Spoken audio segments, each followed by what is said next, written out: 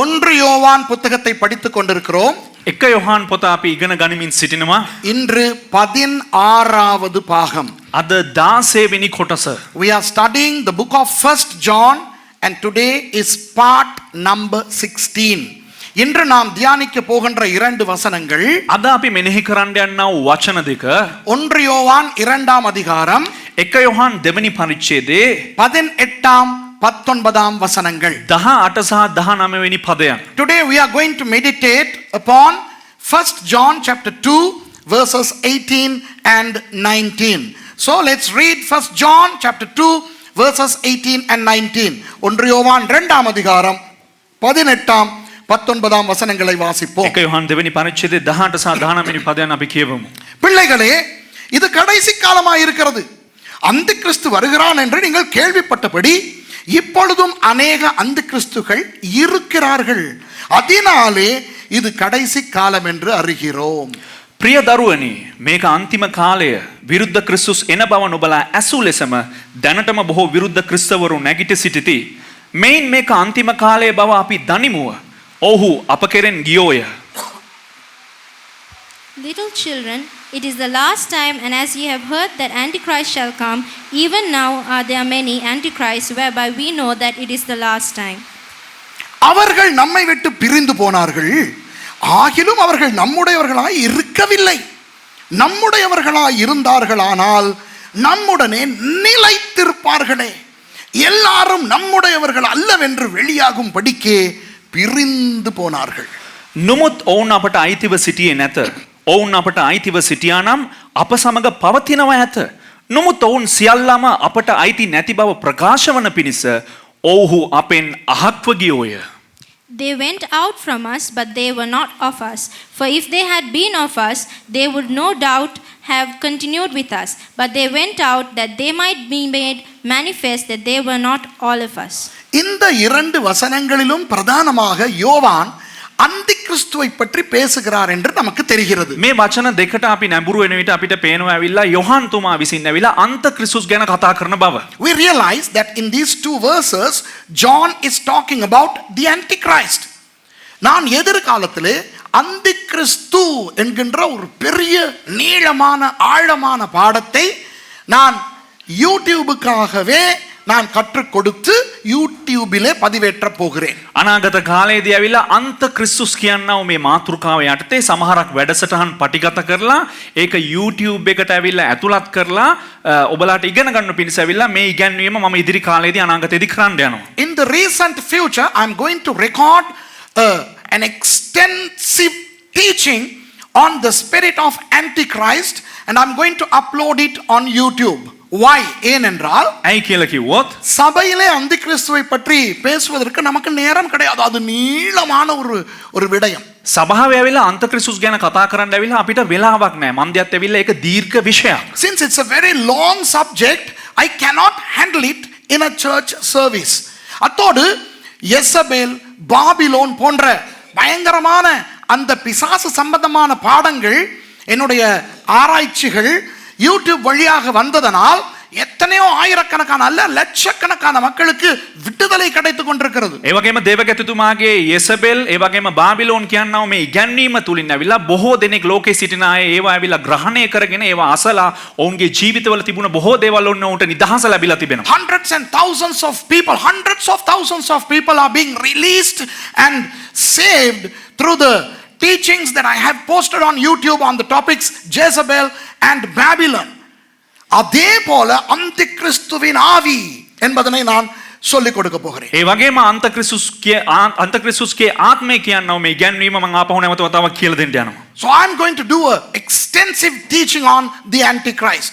ஆனால் இன்றைக்கு இந்த இரண்டு வசனங்களுக்கு மாத்திரம் சம்பந்தப்படுகின்ற அந்தி கிறிஸ்துவை பற்றி யோவான் பேசுகிற அந்தி கிறிஸ்துவை பற்றி மாத்திரம் நான் இன்று உங்களுக்கு சொல்லிக் கொடுக்க போகிறேன். නමුත් අද දවසේදී ඇවිල්ලා යොහාන් විසින් කතා කරන්නව මේ පද දෙක තුල තිබෙනව සිටින්නව අන්ත ක්‍රිස්තුස් ගැන පමණක් ඔබලාට ඇවිල්ලා කියලා දෙන්න යනවා. But today I am going to confine my elucidations to the perimeters within which 1 John 2:18 and 19 are concentrating. So this is the only context that I am going to teach today. Not the vast context. அந்த பெரிய அந்த கிறிஸ்து என்கின்ற அந்த தலைப்பு இன்று அல்ல. නමුත් ඒ විරුද්ධ ක්‍රිස්තු කියනවා ඒ විශාල මාතෘකාව අද දවසේදී කතා කරන්න යන්නේ නැහැ. ஆனால் நான் எதிர்காலத்திலே பண்ண போகின்ற அந்த அந்த கிறிஸ்துவின் ஆவியில் නමුත් අනාගතයේදී කරන්න යනවා ඒ අන්ත ක්‍රිස්තුස්ගේ ආත්මය පිළිබඳව நான் ஏதேன் தோட்டத்தில் அந்த கிறிஸ்து என்று தொடங்க போகிறேன். මම පටන් ගන්න යන්නේ ආරම්භ කරන්න යන්නේ ඒදෙන් උයන සිටියා වූ අන්ත ක්‍රිස්තුස් කියලා. But when I start teaching on the Antichrist proper onto YouTube, I'm going to start saying Antichrist in the Garden of Eden. Then Antichrist during the times of Noah. Noah காலத்தில் அந்த கிறிஸ்து. නෝවාගේ කාලේ අන්ත ක්‍රිස්තුස් කෙසේද සිටියේ? ஆபிரகாம் காலத்தில் அந்த கிறிஸ்து. ආබ්‍රහම්ගේ කාලේ අන්ත ක්‍රිස්තුස් කෙසේද සිටියේ? Antichrist during the times of Abraham and Antichrist in Egypt. எகிப்தில் அந்த கிறிஸ்து. ඊජිප්තුවේ කොහමද අන්ත ක්‍රිස්තුස් සිටියේ? யெரொபெயாமினுடைய வாழ்க்கையில் அந்த கிறிஸ்து. යෙරොබෝම්ගේ ඇවිල්ලා ජීවිතේ කොහමද අන්ත ක්‍රිස්තුස් සිටියේ? Antichrist during the time of Jeroboam the king. Okay? And then I'm going to go all the way to the final Antichrist who is going to come in the book of Revelation. கடைசியாக வெளிப்படுத்தின விசேஷத்திலே வருகின்ற அந்த பெரிய அந்தி கிறிஸ்து வரை நான் கற்றுக் கொடுக்க ඒ போகிறேன். වගේම අවසාන වතාවට ඇවිල්ලා එලිදරව් පොතේ පෙන්눔 කරන්නා ඔය විරුද්ධ ක්‍රිස්තුස් ගැන ඇවිල්ලා මම ඔයාලට විග්‍රහ කරන්න යනවා. இன்று නමුත් අද දවසේදී நீங்கள் எது வரையில் தெரிந்தில்லாத ඔබ අද දවස වෙනතෙක් ඇවිල්ලා පැහැදිලි නැති වුණා වූ நம்ப முடியாத ඔබට විශ්වාස කරන්න බැරි වූ ஆச்சரியமான ඔබ ආශ්චර්යමත් වන சில அந்தி கிறிஸ்துக்களை உங்களுக்கு நான் அறிமுகப்படுத்த போகிறேன். සමහරක් විරුද්ධ ක්‍රිස්තු ආත්මයන් පිළිබඳව ඔබලාට ඇවිල්ලා හැඳුනුම් කමක් දෙන්න යනවා. Today I'm going to introduce to you some antichrists about who you are going to be shocked to smithereens. Wow, I never knew that such an antichrist exists. You are going to say இப்படி ஒரு அந்திகிறிஸ்து இருக்கிறது எனக்கு இன்றைக்கு தானே தெரியும். ඔබලා කියන්නේ ஆச்சரியப்பட போகிறீர்கள். ඔබලා කියන්නේ ඇවිල්ලා අද දවසේදී ඇවිල්ලා මම මේ වගේ අන්ත ක්‍රිස්තුස් කෙනෙක් ඉන්නවා කියලා දන්නේ නැහැ කියලා ඔබලා පුදුම වෙන්නේ. இப்போ யோவான் எப்படி இந்த வசனத்தை தொடங்குகிறார் என்று பாருங்கள். දැන් යොහන් තුමා ඇවිල්ලා මේ වචනේ කෙසේද ආරම්භ කරන්නේ කියලා ඔබලා පොඩ්ඩක් අවධානය යොමු කරන්න. How does John commence this topic in verse 18? It says in the English, little children, பிள்ளைகளே என்று தமிழிலே வருகிறது. එතන සිංහලෙන් කියනවා ඇවිල්ලා ප්‍රිය දරුවෙනි කියලා. இப்போ இந்த யோவான் பாடத்தை படிக்கும் பொழுது මේ යොහන් පොත අපි ඉගෙන ගන්න අවස්ථාවේදී நான் உங்களுக்கு சொல்லிக் கொடுத்தேன் என் பிள்ளைகளே என்று அவர் எப்படி கிரேக்க மொழியிலே சொல்லுகிறார் என்று யாருக்காவது ஞாபகம் இருக்கிறதா? ඔබලාට කියලා දුන්නා මතකද ඇවිල්ලා මාගේ දරුවෙනි කියලා ඇවිල්ලා යොහන් තුමා ඇවිල්ලා කියන විට ඇවිල්ලා මොන ග්‍රීක පදයෙන්ද කියන්නේ කියලා කී දෙනෙකුට මතකද? Do you know how he starts by saying my children in Greek? Tekniamu. ටෙක්නියාමු. ஆனால் இந்த இடத்திலே tekniamu என்று அவர் சொல்லவில்லை. නමුත් මෙම ස්ථානයේ ඇවිල්ලා ටෙක්නියාමු කියලා ඇවිල්ලා ප්‍රකාශ වෙන්නේ නැහැ. But verse 18 does not commence with the expression tekniamu. Tekniamu means hey my little children. It's a love expression. இப்போ tekniamu என்று கிரேக்க மொழியிலே சொன்னால் என் பிள்ளைகளே ஒரு அன்பின் ஒரு அழைப்பு அது. ඒ කියන්නේ ටෙක්නියාමු කියලා ඇවිල්ලා මේ ස්ථානයේ ප්‍රකාශ කරනකොට ඇවිල්ලා ඒක ආදර බරව ඇවිල්ලා තමන්ගේ දරුවන්ට කතා කරන්නා වූ එක වචනයක්. ஆனால் இந்த இடத்துல என்ன தெரியுமா சொல்லுகிறார்? නමුත් මෙම ස්ථානයේ මොනවද දන්නවද කියන්නේ? Paidia. පයිඩියා. He's saying paidia. அதனுடைய அர்த்தம் என்ன தெரியுமா? ඒකේ අර්ථය කුමක්ද දන්නවද? சில பேர் சின்ன பிள்ளைத்தனமா இருக்கும்போது சொல்லுவோமே என்னப்பா சின்ன பிள்ளைத்தனமா இருக்கிறியே. සමහරක් අය ඇවිල්ලා පොඩි දරුවෝ වගේ හැසිරෙනකොට අපි කියනවා එලා මොනවද හලෝ ඇවිල්ලා පොඩි ළමයි වගේ වැඩ කරන්නේ. Sometimes when people behave like juveniles, immature people, we tell them, why are you behaving like a child?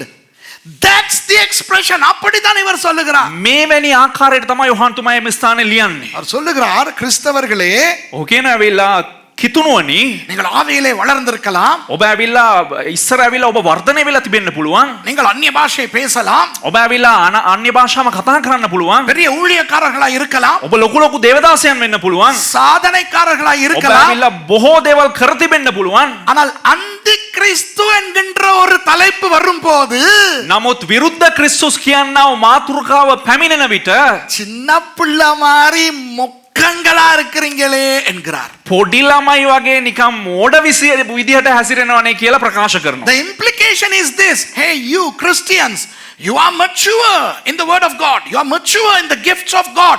You are mature in speaking in tongues. Boy, you are mature, old, grown up Christians. But when it comes to the topic of the Antichrist, you are childish. You don't know. சின்ன பிள்ளைத்தனம் என்றால் என்ன? පොඩි දරුවෙක් වගේ කියලා කියන්නේ කුමක්ද? இது சின்ன பிள்ளை பக்கத்திலே பாம்பு வந்தால் இந்த பிள்ளைக்கு அது ஆபத்து என்று தெரியாது. ඒ කියන්නේ පොඩි ළමෙක් ගාවට ඇවිල්ලා නයෙක් ආවා නම් ඒ ළමයාට දන්නේ නැවිලා මේක හරි අවදානම් කියලා. ஒரு கத்தி இருந்தால் அந்த பிள்ளைக்கு தெரியாது இது தன்னை வெட்டும் என்று. පිහියක් ළඟ තිබ්බනම් ඒ ළමයාට දන්නේ නැවිලා මේකෙන් තමාව කැපෙයි කියලා. ஆபத்து பக்கத்தில் வந்தாலும் சின்ன பிள்ளைக்கு அது ஆபத்து என்று தெரியாது. විපතක් තමා ළඟට ආවා නම් ඇවිල්ලා ඒ දරුවා දන්නේ නැහැ මේක මට විපතක් වෙන්න යනවා කියලා. When a serpent comes near a child, the child doesn't know that this is a venomous animal. I'll die if he strikes. And the child doesn't know that a knife is a dangerous object. A child doesn't sense danger. That's the implication John is giving to the church. அதைத்தான் சபைக்கு யோவான் சொல்லுகிறார். මේක තමයිවිලා යොහාන් තුමා විසින් සභාවට කියන්නේ. அந்தி கிறிஸ்துவை பற்றி பேசும்போது சபையே විරුද්ධ ක්‍රිස්තුස් ගැන කතා කරනකොට සභාව நீங்கள் கடைசி காலத்தில் வரப்போகிற அந்தி கிறிஸ்து தான் உங்கள் மண்டைக்கு வருகிறான். නමුත් ඔබලාගේ ඔළුවට එන්නේ මොකක්ද වෙලා අවසාන කාලේ එන්න යනවා අන්ත ක්‍රිස්තුස් ගැන. Hey church, if you talk about Antichrist, you are referring to the guy who is going to come way out in the future in the book of Revelation. இன்றைய சபையிலே නමුත් අද වර්තමාන සභාව உங்களுக்கும் எனக்கும் ඔබටත් මටත් நிகழ்ச்சியை பார்க்கிறவர்களுக்கும் වැඩසටහන බලන අයටත් அந்தி கிறிஸ்து என்றால் யார்? අන්ත ක්‍රිස්තුස් කියලා කියන්නේ කවුද? அந்த கடைசி காலத்திலே வரப்போகிறவன். අර අවසාන කාලේ එන්න යන இல்லாட்டில் பாப்பாண்டவர் சில பேருக்கு, නැත්තම් සමහරක් අයට ඇවිල්ලා මේ පාප් වහන්සේ, சில பேருக்கு அமெரிக்கன் ஜனாதிபதி டொனால்ட் ட்ரம்ப். සමහරක් අයට ඇමරිකාවේ ජනාධිපති ඩොනල්ඩ් ට්‍රම්ප්. இந்த மாதிரி எந்த அந்தி கிறிஸ்துவும் நம் பக்கத்துல இருக்கிறவர்கள் நமக்கு ஞாபகத்துக்கு வராது. ඒ කියන්නේ මේ මෙන්න මේ වගේ අදහස් තිබෙන හැබැයි මොන අන්ත ක්‍රිස්තුද අපි ළඟ ඉන්නේ කියලා අපිට කිසි ගාණක් So නැහැ. today's church, namely you and I, Namu- for us, when we hear the word Antichrist, it's the guy who is going to come in the book of Revelation. Or for some of us, it's the Pope in Vatican, and for some others, it's the American president. Crazy. We never believe that we are living with Antichrists. நாம் அந்தி கிறிஸ்துக்களோடு வாழுகிறோம் என்பது நமக்கு புரியாது. නමුත් අපිට අවාසනාවකට දන්නේ නැහැ අපි ජීවත් වෙන්නේම අන්ත ක්‍රිස්තුස් එක්ක කියලා. என்னது? අනේ මොකද්ද? நாங்க அந்தி கிறிஸ்துவோட வாழ்றோம். අපි අන්ත ක්‍රිස්තුස් එක්ක ජීවත් වෙනවද? நான் என் புருஷனோட எல்லாம் வாழ்றேன். අනේ මගේ ස්වාමි පුරුෂයත් එක්කනේ මම ජීවත් වෙන්නේ. What? Am I living with the Antichrist? I'm living with my husband. Is he the Antichrist? அது அவர் நினைப்பாரு. එතකොට ඔහු හිතනවා நான் நினைச்சுக்கிட்டு இருக்கிறேன் நான் பேயோட வாழ்றேன்னு. ஆனா அது அந்தி கிறிஸ்துவா? මම හිතන් ඉන්නවිලා මම යකත් එක්ක ජීවත් වෙනවා කියලා ඒකේ අන්ත ක්‍රිස්තුස්ද? Some husbands may think, I know that I'm living with a demon, but I never realized that this is the Antichrist. சில பிள்ளைகள் நினைக்க நான் என் அம்மா அப்பாவோட வாழ்றேன், அவங்கள அந்தி கிறிஸ்துக்கள். සමහර දරුවෝ හිතනවිලා මම මගේ අම්මයි තාත්තත් එක්ක ජීවත් වෙනවා ඔවුන්ද අන්ත ක්‍රිස්තුස් කියලා. Some kids may think I'm living with my parents. Are they the Antichrists? Some parents may think I'm living with my kids. Are they the Antichrist? No way. சில பெற்றால் நினைப்பாரு நான் பிள்ளைகளோடு வாழ்கிறேன், அவர்கள் அந்தி கிறிஸ்துவா? பாஸ்டர் ஏதோ உளம்புறார். සමහර දෙමාපියෝ හිතනවිලා දරුවොත් එක්ක ජීවන දරුවෝ අන්ත ක්‍රිස්තුස් කියලා හිතාගෙන පාස් නිකන් මොනවද කියවනවා. இதைத்தான் உங்களுக்கு நான் சொல்லிக் கொடுக்க போகிறேன். මේ දේ ගැන තමයි ඔයාලට කියලා දෙන්න යන්නේ. இன்றைக்கு அநேக அந்தி கிறிஸ்துக்கள் ஆராதனைக்கு வந்திருக்கிறார்கள். உங்களை அன்போடு இயேசுவின் நாமத்தில் வரவேற்கிறேன். අද බොහෝ දෙනෙක් ඇවිලා බොහෝ විරුද්ධ ක්‍රිස්තුන් ඇවිලා දේව මෙහෙට පැමිණ සිටිනවා. ඔබලා සියලු දෙනාම යේසුස් වහන්සේගේ නාමයෙන් පිළිගන්නවා. Many antichrists have shown up for the service today. I welcome you all in the name of real Christ. And many antichrists are watching this program live, and I welcome you in the name of the real Christ. ஆகவே அநேக அந்தி கிறிஸ்துக்கள் நிகழ்ச்சியை நேரடியாக பார்த்து கொண்டிருக்கிறார்கள். உங்களை நிஜ கிறிஸ்துவின் நாமத்திலே வாழ்த்தி வரவேற்கிறேன். ඔබ බොහෝ විරුද්ධ ක්‍රිස්තුස්ලා ඇවිල්ලා Antichrist කියන්නේ විරුද්ධ ක්‍රිස්තුස් කියනකොට ඒක මට බොහෝ අන්ත රිදෙන්නේ. ක්‍රිස්තුස්ලා ඇවිල්ලා සජීවීව බලනවිලා ඔබ සියලු දෙනාමත් ඇවිල්ලා මේ සභාවට පිළිගන්නවා. இப்போ பிரசங்கம் பண்ணி கொண்டு போகும் பொழுது දැන් දේශනා කරගෙන යනකොට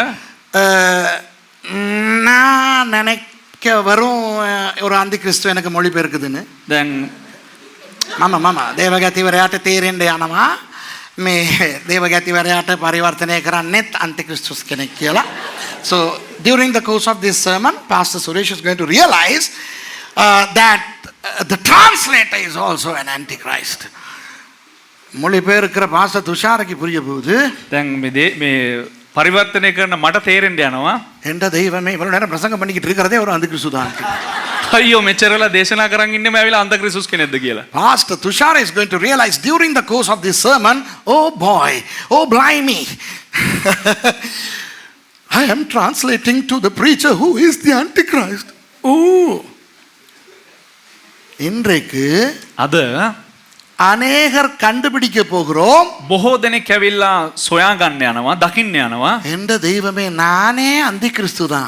අයියෝ මමම ඇවිල්ලා අන්ත ක්‍රිස්තුස් කෙනෙක් නේ කියලා. விளங்குதா? තේරුණාද? இப்ப புதுசா வந்தவங்க எல்லாம் දැන් අලුතෙන් ආපු අය அநியாயம் இன்னைக்கா நான் வரணும் இங்க. අපරාධේ අදද මම මේක අහන්න ආවේ. வேறொரு நாள் வந்திருக்கலாம். වෙන දවසක එන්න තිබ්බනේ. நாங்க வந்தது ஆசீர்வாதம் பெற்றுக்கிட்டு போறது. අපි ආවේ ආශිර්වාදේ ලබාගෙන යන්න. நாங்க தான் அந்தி கிறிஸ்துன்னு ஒரு பட்ட பேரோட போறதுக்காக நாங்க கொழும்புல இருந்து இவ்வளவு மெனக்கிட்டு வந்தோம். අපි ඇවිල්ලා අන්ත ක්‍රිස්තුස් කියන නාමේ පටමැදි නාමයක් අරගෙන යන්නද මෙච්චර දුර ආවේ අපි. பிரதர் ஆந்தனி யோசிக்கிறார், ச்சே, அடுத்த கிழமை வந்திருக்கலாமே. බද ඇන්තනි හිතන වෙලාව අයියෝ අපරාධේ ලබන සතියේ එන්න තිබ්බා කියලා. You know, some people may think, you know, those of you who have come here for the first time, they think, they must be thinking, in vain I came today. Did I come to hear that I am Antichrist? கவனிங்கள், இன்றைக்கு අවධානය යොමු කරන්න. நான் உங்களுக்கு இந்த வசனங்களின்படி அந்தி கிறிஸ்துவை பற்றி சொல்லும் பொழுது මේ වචනේ අනුකූලව වෙලා අන්ත ක්‍රිස්තුස් ගැන අද දවසේදී කියා දෙන විට நாம் கண்டுபிடிக்க போகிறோம் අපි සොයා ගන්න යනවා அந்த கிறிஸ்துவின் ஆவி நமக்குள் இருக்கிறதா? අන්ත ක්‍රිස්තුස්ගේ ආත්මය අපි තුල තිබෙනවද? When we study the subject of the Antichrist in light of these verses, we are going to analyze and see if we have the spirit of Antichrist in us. அந்த அந்தி கிறிஸ்துவின் ஆவி எங்கள் வீட்டுக்குள் இருக்கிறதா? ඒ අන්ත ක්‍රිස්තුස්ගේ ආත්මය අපේ නිවස තුල සිටිනවද? If the spirit of Antichrist is in our house, எங்கள் குடும்பத்துக்குள் இருக்கிறதா? අපේ පවුල තුල සිටිනවද? In our family, எங்கள் சபைக்குள் இருக்கிறதா? අපේ සභාව තුල සිටිනවද? In our churches. This we are going to discover. இதை நாம் கண்டுபிடிக்க போகிறோம். මේ අපි සොයා ගන්න යනවා. ஓகே, சரி. இப்போ சொல்லுகிறார், ஹே சின்ன பிள்ளைகளா இருக்கிற பைடியாக்களே, පොඩි දරුවෝ වන ඇවිල්ලා මේ පයිඩියා කියලා කියනවා ඇවිල්ලා இது යෝහන්තුමා கடைசி காலமாய் இருக்கிறது என்கிறார். මේක අන්තිම කාලය කියලා කියනවා. He is saying, hey Paidia, childish people, juvenile people, these are the last days. 2000 வருடங்களுக்கு முந்தியே கடைசி காலம் என்று யோவான் சொன்னால் இப்போ எவ்வளவு கடைசி காலமா இருக்கும்? ඒ කියන්නේ අවුරුදු 2000කට කලින් යොහන්ම කිව්වා නම් ඇවිල්ලා ඒක අන්තිම කාලය කියලා නම් ඒ කියන්නේ අවුරුදු 2000කට පස්සේ අද කොතරම් මේ අන්තිම කාලය ලං වෙලා ඇද්ද? You know, if John said 2000 years ago, hey, these are the last days, how much closer should we be to the last days? சில பேர் முக்குத்தனமாக இப்படி நினைக்கிறார்கள். සමහර අය නිකිතා මොඩ විදියට ඇවිල්ලා මෙහෙම හිතනවා. அதாவது 2000 வருஷத்துக்கு முந்தையே கடைசி காலம்னு இருக்காங்க. අවුරුදු 2000කට කලින්ම අන්තිම කාලය ගාගෙන හිටියා. ஆகவே அது சும்மா ஒரு புல்டா போண்டா கஞ்சா கப்சா. ඒක නිකන් ඇවිල්ලා නිකන් බොරු කියමනක් විතරයි. You know, many people wrongly assume that since the Bible is talking about the last days for the past 2000 years, it doesn't really mean what it says when it says the last days. Here is the best example. The example pertains to an aircraft. விமானம், ஆகாய விமானத்தை நான் உங்களுக்கு உதாரணமாய் காட்ட ඉතින් விரும்புகிறேன். මෙන්න මේ කතාවට ඇවිල්ලා උදාහරණයක් වශයෙන් ඇවිල්ලා ගුවන් යානයක් අරගෙන මෙන්න මෙහෙම පෙන්වන්න යනවා. எத்தனை பேர் விமானத்திலே போயிருக்கிறீர்கள்? කී දෙනෙක් ඇවිල්ලා ගුවන් යානයේ ගිහිල්ලා තිබෙනවද? How many of you all have traveled on a plane? Put your hands down. இப்போ දැන් விமானம் அந்த வாயிலில் இருக்கும். Gate. ගුවන් යානය ඇවිල්ලා ඒ ගේට්ටුව ගාව තියෙයි. The aircraft is now stationed at the gate. உங்களை எல்லாம் ஏற்றிக்கொள்வார்கள். You will all be taken into the aircraft. The doors get closed. ඔබ සියලු දෙනාම ඇවිල්ලා ගුවන් යානයේ ඇතුළට ගයි දොරවල් වහයි. கதவுகளை மூடுவார்கள். දොරවල් වහයි. அப்புறம் என்ன நடக்கிறது? ඊට පස්සේ කුමක්ද සිද්ධ වෙන්නේ? புஷ் பேக் என்ற ஒன்று நடக்கும். පුෂ් බෑක් කියලා එක දෙයක් සිද්ධ වෙනවා. விமானம் அப்படியே பின்னாலே இன்னொரு வண்டியினால் அப்படியே பின்னாலே தள்ளப்படும். ඒ අහස් යන්ත්‍රාව තව වාහනයක් කරනකොටගෙන මොනවද වෙන්නේ? පිටිපස්සට එහෙම තල්ලු කරනු ලබයි. A pushing vehicle pushes the aircraft to the traveling, the taxiing position. It's called pushback. And then it gets disconnected and that vehicle goes and the fellow signals the pilot, you can go.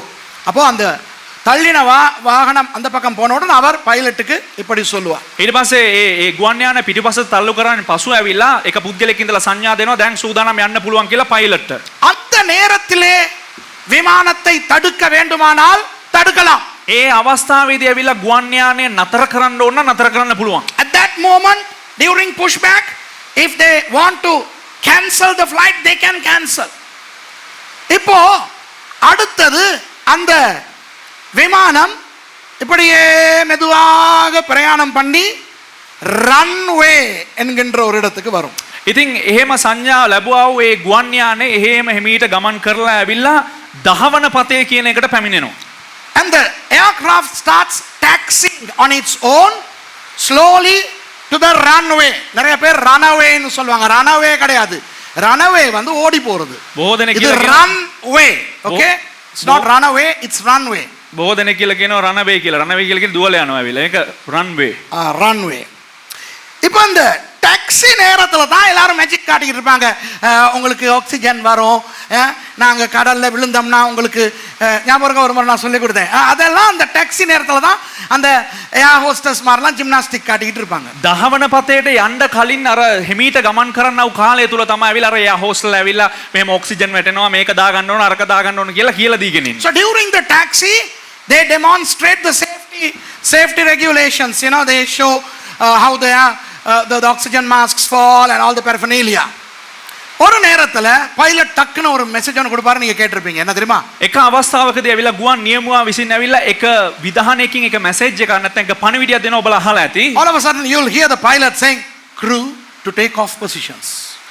Crew to take off positions. கேட்டிருக்கீங்களா? අහලා තිබෙනවද මේ වචනේ? crew to take off positions. take அதாவது off position. இந்த gymnastic காட்டிக்கிட்டு இருக்கிறவங்களும் போய் உட்கார்ந்துக்கிட்டு belt எல்லாம் போட்டுக்கறணும். ඉතින් අර ආරක්ෂා මේ දේවල් දැනුම් දීගෙන ඉන්න අර ජිම්නාස්ටික් පෙන්නගෙන ඉන්න අක්කලා දුවලා ගිහිල්ලා ඇවිල්ලා ඉඳ ගන්නවා. அந்த நேரத்தில் கூட அந்த விமானத்தை நிறுத்த வேண்டும், இந்த பிரயாணத்தை நிறுத்த வேண்டும் என்று அதிகாரிகள் நினைத்தால் நிறுத்தலாம். ඒ අවස්ථාවේදීත් ඇවිල්ලා අධිකාරිවරුන් හිතුවනම් ඇවිල්ලා මේ ගුවන් යානේ දැන් අපි නවත්තන්න ඕන කියලා ඒ අවස්ථාවේදී නවත්තන්න පුළුවන්. Even at that point, if the authorities decide to abort the flight, they can abort it. இப்போ என்ன நடக்குது? දැන් කොහොමද සිද්ධ වෙන්නේ? clear for take off என்று அவர்கள் சொல்லுவார்கள். ඔවුන් කියන වෙලාව clear for take off කියලා කියනවා. இப்போ உங்களுக்கு தெரியாது பைலட் காக்பிட்ல என்ன நடக்குதுன்னு உங்களுக்கு தெரியாது. நீங்க பாட்டுக்கு பெல்ட் கட்டிக்கிட்டு ஆண்டவரே ஆண்டவரே ஸ்தோத்திரம் ஆண்டவரே மன்னியும் ஆண்டவரே அப்படிதான் நீங்க இருப்பீங்க அநேகம் பேர். ඒක ඇතුළේ යන මගින්ට දන්නේ නැවිලා ඔවුන් බෙල්ට් එක තහනන්නේ ස්වාමීනි මාව ආරක්ෂා කරන්න මාව කරපුවා වලට ඔක්කොම ඇවිල්ලා සමාව දෙන්න කියලා දඟලගෙන ඉන්නවා. නමුත් පණිවිඩ එනවා ඇවිල්ලා පයිලට් ඇවිල්ලා ඔහුගේ computer තිරයට. The passengers don't know what's happening in the cockpit. They are paranoid. Most of them are paranoid. They are like they commit their lives to Jesus and they repent and they are holy. You know. இப்போ அங்க பைலட்டுக்கு ATC ல சொல்லுவாங்க, air traffic கண்ட்ரோல்ல சொல்லுவாங்க clear for take off. Okay? The pilot receives the command from the ATC air traffic control, clear for take off. දැන් මේ ගුවන් නියමුවට ඇවිල්ලා ට්‍රැෆික් කන්ට්‍රෝල් එකෙන් ඇවිල්ලා විධානයක් පැමිණෙනවා. දැන් ඔබට ඇවිල්ලා පියාසර කරන්න පුළුවන් කියලා. இடது பக்கம் தான் கேப்டன் இருப்பார் பைலட். ඒ කියන්නේ වම් පැත්තේ තමයි ඇවිල්ලා මේ පයිලට් කැප්ටන් ඉන්නේ. வலது பக்கத்திலே கோ பைலட் இருப்பார். දකුණු පැත්තේ ඇවිල්ලා සහායක නියමුවා සිටිනවා. So the captain sits on the left side and the co-pilot sits on the right. Both the co-pilot, the captain and the co-pilot, the captain will touch the throttle. එක ඩුඩින් අත තියන්න. මේ ප්‍රධාන නියමුවයි ඇවිල්ලා ඒ වගේම උප නියමුවයි ඇවිල්ලා මොනවද කරන්නේ? දෑත තියෙනවා.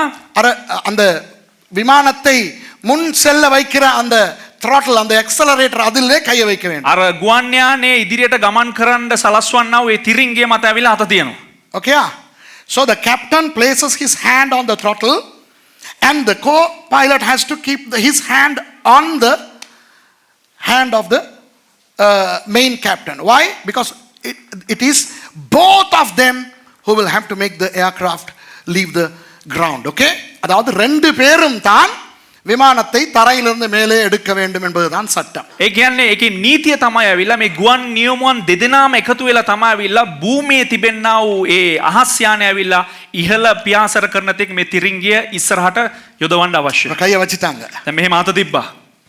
இப்போ வேண்டுமானாலும் දැන් උනත් මේ අවස්ථාවේදීත් பயணத்தை ரத்து செய்யலாம். මේ ගමන නවත්තන්න පුළුවන් කන්ට්‍රෝල් සෙන්ටර් එකට. Even at that moment you can abort the flight. Okay?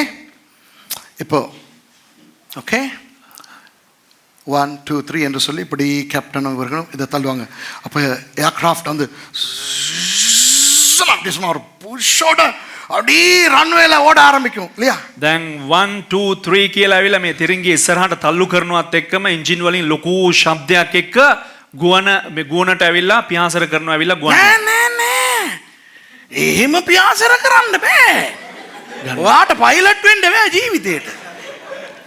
දැන් දුවන්න පටන් ගත්තේ තුෂාර ඒකනේ. ඔයාට නැග්ග ගමන් පියාසර කරන්න. ඉවරගේ ඒරනන්න පරකනවා. முதல்ல ஓடி தான் பறக்கணும்டா. ප්‍රථමයෙන් ඇවිල්ලා මේ දහවණය කරලා තමයි ඉගලෙන්න ඕන. Okay, now you have to run. It's runway. රන්වේ එක යන්න ඕන.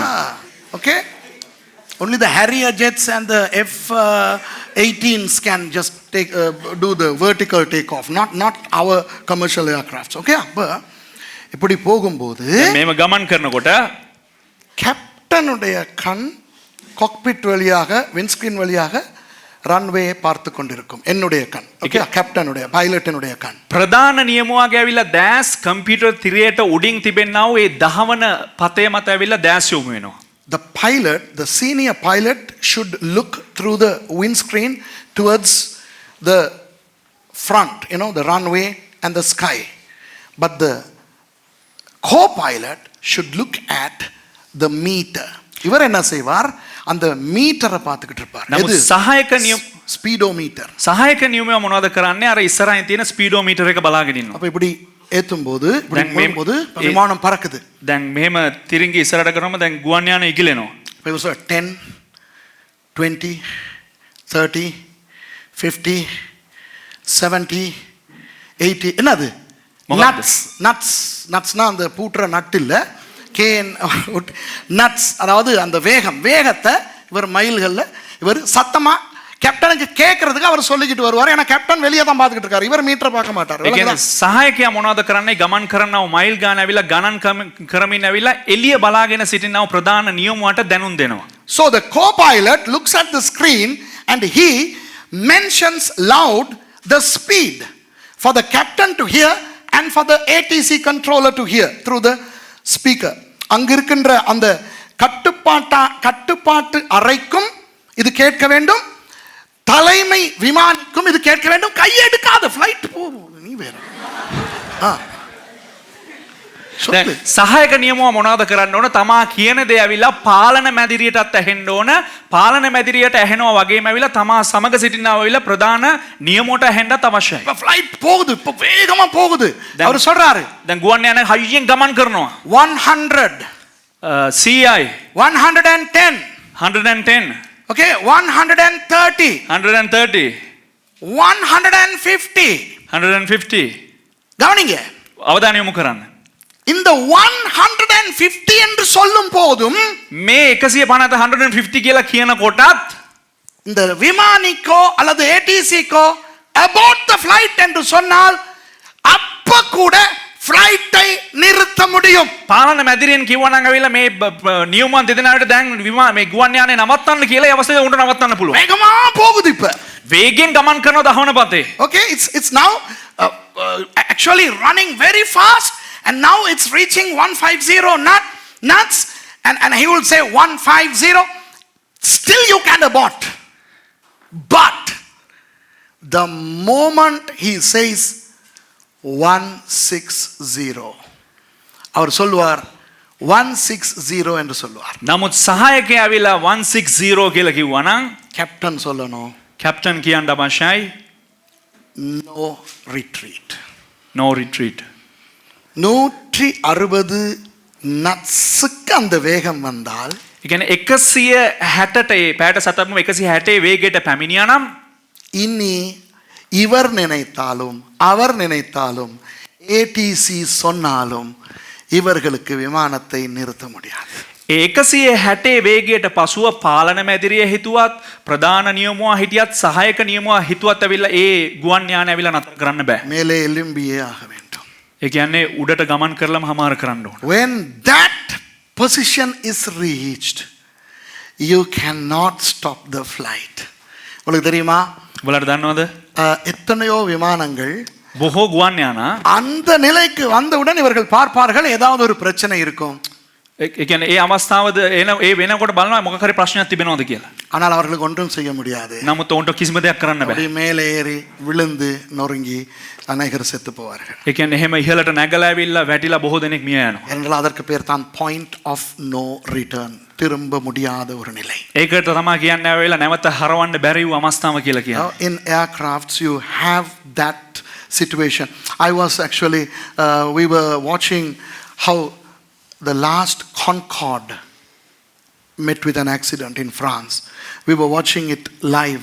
நேரடியாக லைவ்ல அந்த கான்கார்ட் விமானம் உடைந்து விழுந்ததை நாங்கள் பார்த்து கொண்டிருந்தோம். ஞாபகம் இருக்கா உங்களுக்கு? ரொம்ப வருஷத்துக்கு முன்னால மேசி நாங்கள் பார்த்துக்கிட்டு இருந்தோம். அதுவும் அப்படிதான். அந்த அந்த என்ஜின் எரிய ஆரம்பித்து விட்டது, ஆனால் அந்த வேகத்தை அடைந்து விட்டது. அவர்களுக்கு நிறுத்த முடியவில்லை. අවුරුදු ගානකට කලින් ඇවිල්ලා ප්‍රංශයේදී ඇවිල්ලා කොන්කෝඩ් අවසාන කොන්කෝඩ් යානයේ ගමන් කරන විට ඉන්ජිම ගිනි ගැනීමකට ලක් වුණා. නමුත් ඒ අවස්ථාවේදී වේගය හමාර කළා අමාරයි. උන්ට ඒක පල්ලෙහාට ගෙන්න හමුනේ නැහැ. அதை இனி ரிவர்ஸ் பண்ண முடியாது. ඒක ආපහු පිටිපස්සට ගන්න බෑ. நிறுத்த முடியாது. නවත්තන්න බෑ. விளங்குதா உங்களுக்கு? තේරුණාද ඔබලාට? எத்தனை பேருக்கு விளங்குது இது? කී දෙනෙකුට ඇවිල්ලා මේ දේ තේරෙනවා? How many of you all understood this aircraft thing? Now the next time you fly on a plane, now you know what's happening in the cockpit. Okay? So enjoy your flight. அடுத்த தடவை நீங்கள் ஃப்ளைட்டில் போகும் பொழுது என்ன நடக்கும் என்று உங்களுக்கு தெரியும்.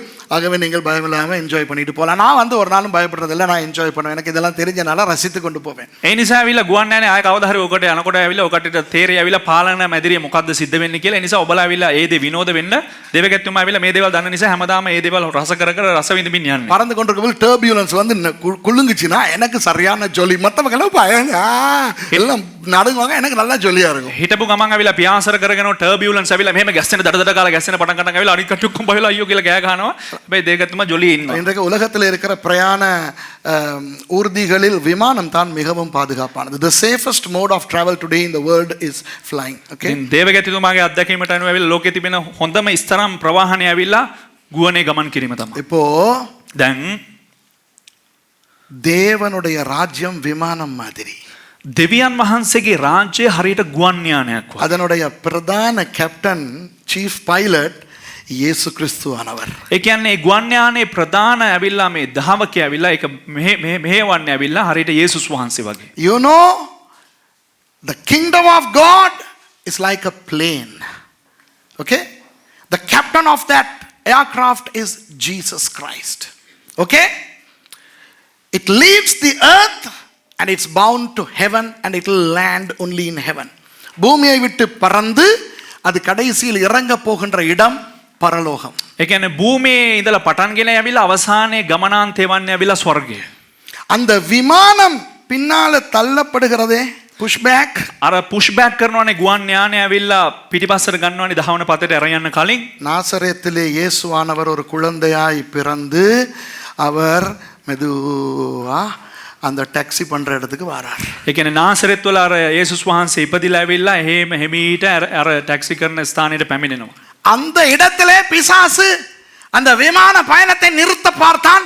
ஏரோது பிள்ளைகளை கொன்றான். ஆமாவா இல்லையா? ඒ අවස්ථාවේදී යක්ෂයා මොනවද කරන්න ඇවිල්ලා ඒ ලදරුවන්ව මැරුවා. නමුත් හේරොද් යේසුස් වහන්සේගේ ගමන නවත්තන්න උත්සාහ කරා. හේරොද් දරුවන්ව මැරුවා. මතකද? You know, at that time the devil tried to abort the flight. How? By causing Herod to kill the infants. It didn't work. அதற்கு பிறகு இயேசு வளர்ந்து 30 வருடங்கள் அவர் டாக்ஸி பண்ணினார். ඊට පස්සේ යේසුස් වහන්සේ වර්ධනය වෙමින් අවුරුදු 30 දක්වා ඇවිල්ලා ටැක්සි කරනු ලැබුවා. So after that for 30 years Jesus started to taxiing up to the runway. Runway பக்கத்துக்கு வந்த உடனே දහවන පතේට ආපු ගමන් அந்த கடைசி நொடி அறிவுறுத்தல்களை 3 வருஷங்கள் செய்தார். ඒ කියන්නේ අවසාන වතාවට ඇවිල්ලා ඒ කියන්නේ දැනුම් දීම ඇවිල්ලා නැත්නම් ඒ තිබුණ කාර්යයන් ඇවිල්ලා අවුරුදු 3ක් කරනු ලැබුවා. அந்த ஏர் ஹோஸ்டஸ் எல்லாம் சொல்லுவாங்களே, ஆக்சிஜன் இல்லாட்டி இப்படி செய்யணும், நீங்க சீட் பெல்ட் போட்டுக்கறணும், அதெல்லாம் அந்த மாதிரி இயேசு பிரசங்கித்து நமக்கு நிறைய காரியங்களை கற்றுக் கொடுத்தார். අර ගුවන් සේවිකාවන් ඇතුළේ ඉඳලා ඇවිල්ලා දැනුම් දෙන්න ඇවිල්ලා මෙහෙම ඔක්සිජන් ලබා ගන්න ඕන ආරක්ෂක පද්ධතියෙන් ඇවිල්ලා කියා දෙන දේ අන්න ඒ වගේ යේසුස් වහන්සේ ඇවිල්ලා අවුරුදු 3මාරක් ඇවිල්ලා දේශනා කරනු ලැබුවා. Just like they asked towards giving instructions to the passengers, Jesus gave a lot of instructions during the 3 years of his ministry. Okay? ஆனால் ஒரு இடத்துக்கு வந்தவுடன் නමුත් එක සම්දිස්ථානයකට පැමිණෙනකොට இயேசுவானவர் என்ன செய்தார்? යේසුස් වහන්සේ මොනවද කරන්නේ? தேவன் சொல்றார், දෙවියන් වහන්සේ කියනවා இப்ப நீங்க டேக் ஆஃப் பண்ண வேண்டிய நேரம் வந்துருச்சு. දැන් ටේක් ඔෆ් කරන්න ඕන අවස්ථාව පැමිණියා. அப்பவும் பிசாசு abort flight முயற்சி பண்ணான். එතකොටත් ඇවිල්ලා යක්ෂයා මොනවද කරන්න ඇවිල්ලා මේ ගුවන් යානේ නතර කරන්න තමයි හදන්නේ. Even at that point the devil tried to stop Jesus. Jesus did not stop. Okay? Jesus died. Jesus rose again and he lived here for 40 days. Okay? இயேசு மரித்தார், உயிர் தெழும்பினார், 40 நாட்கள் இருந்தார். නමුත් යේසුස් වහන්සේ මැරුණා, නැවත නැගිට්ටා, දවස් 40ක් ජීවත් වුණා. 40 நாட்களில் என்ன செய்தார்? දවස් 40 මොනවද කරාවේ? அதாவது உயிர் தெழுந்த உடனே அவர் முதலாவது எங்கு போனார்? ඒ කියන්නේ නැවත නැගිටුණ ගමන් ඇවිල්ලා කොහෙටද ඉස්සරලාම ගියේ? சீஷர்களிடத்துல போனார். ගෝලයෝ ගාවට ගියේ. யார் அவருடைய சீஷர்கள்? කවුද උන්වහන්සේගේ ගෝලයෝ? co-pilot மார். මේ අනිත් ඇවිල්ලා සහායක ඇවිල්ලා මේ නියමුවා. Right after he resurrected, he went to meet his co-pilots. Who? The disciples. Jesus put his hand on the throttle. இயேசு என்ன செய்கிறார்? அந்த acceleratorல கையை வைக்கிறார். යේසුස් වහන්සේ මොනවද කරන්නේ? අර throttle එකේ නැත්නම් accelerator එකේ ඇවිල්ලා මේ අත තියනවා. 11 பேரையும் கையை வைக்க சொல்றார். பேதுரு, மத்தேயு, தோமா எல்லாம் வை கையை. ගෝලයෝ 11 දෙනා අර තෝමස්, පේත්‍රුස් ඇවිල්ලා මේ ඔක්කොමලා මේ අත තියන්න මේක උඩ. இப்ப போகுது. දැන් මෙහෙම ගමන් කරනවා. 40 நாட்கள். දවස් 40ක්. ஒரு நாள், 2 நாள், 10 நாள், 11 நாள், 20 நாள். සිංහලෙන් කියන්න. පළවෙනි දවස, දෙවෙනි දවස, තුන්වෙනි දවස, හතරවෙනි දවස, 30th day, 30වෙනි දවස, 32, 34, 39, 39. 39යි. 40வது நாளில் என்ன நடந்தது? 40වෙනි දවසේ 40වෙනි දවසේ මොනවද සිද්ධ වෙන්නේ? இயேசுவானவர் යේසුස් වහන්සේ ஆமாவா இல்லையா? ඔව්ද නැද්ද? என்னது? Point of no return. இனி திரும்பாது. නැවත හැරෙන්නේ නැහැ. விமானம் தரையை விட்டு புறப்பட்டு விட்டது. ඒ කියන්නේ භූමියෙන් ඇවිල්ලා අහස් යන්ත්‍රාව ඉහළට ගමන් කරා. கடைசி காலம் ஆரம்பித்து விட்டது. අවසාන කාලය පටන් ගනු ලැබුවා. The last days started when Jesus took off to heaven. Wow. இப்போ உங்களுக்கு இன்னொரு ரகசியத்தை சொல்லவா? දැන් ඔයාලට තවත් එක රහසක් කියන්නද? நீங்க எல்லாம் ஃப்ளைட்ல போறீங்க தானே? ඔබලා ඔක්කොමලම ගුවන් යානේ යනවනේ. விமானம் மேலே எழும்பினவுடன் ගුවන් යානේ ඉහළ අහසට පියාසර කරාට පස්සේ அதற்கு பிறகு விமானத்தை செலுத்துவது பிரதான விமானியா உபவிமானியா? ඒ ගුවන් යානේ එතනින් පස්සේ මෙහෙවන්න ඇවිල්ලා ප්‍රධාන නියමුවාද නැත්නම් සහායක You නියමුවාද? know, the flight is airborne. Who usually flies the plane? The chief captain or the co-pilot?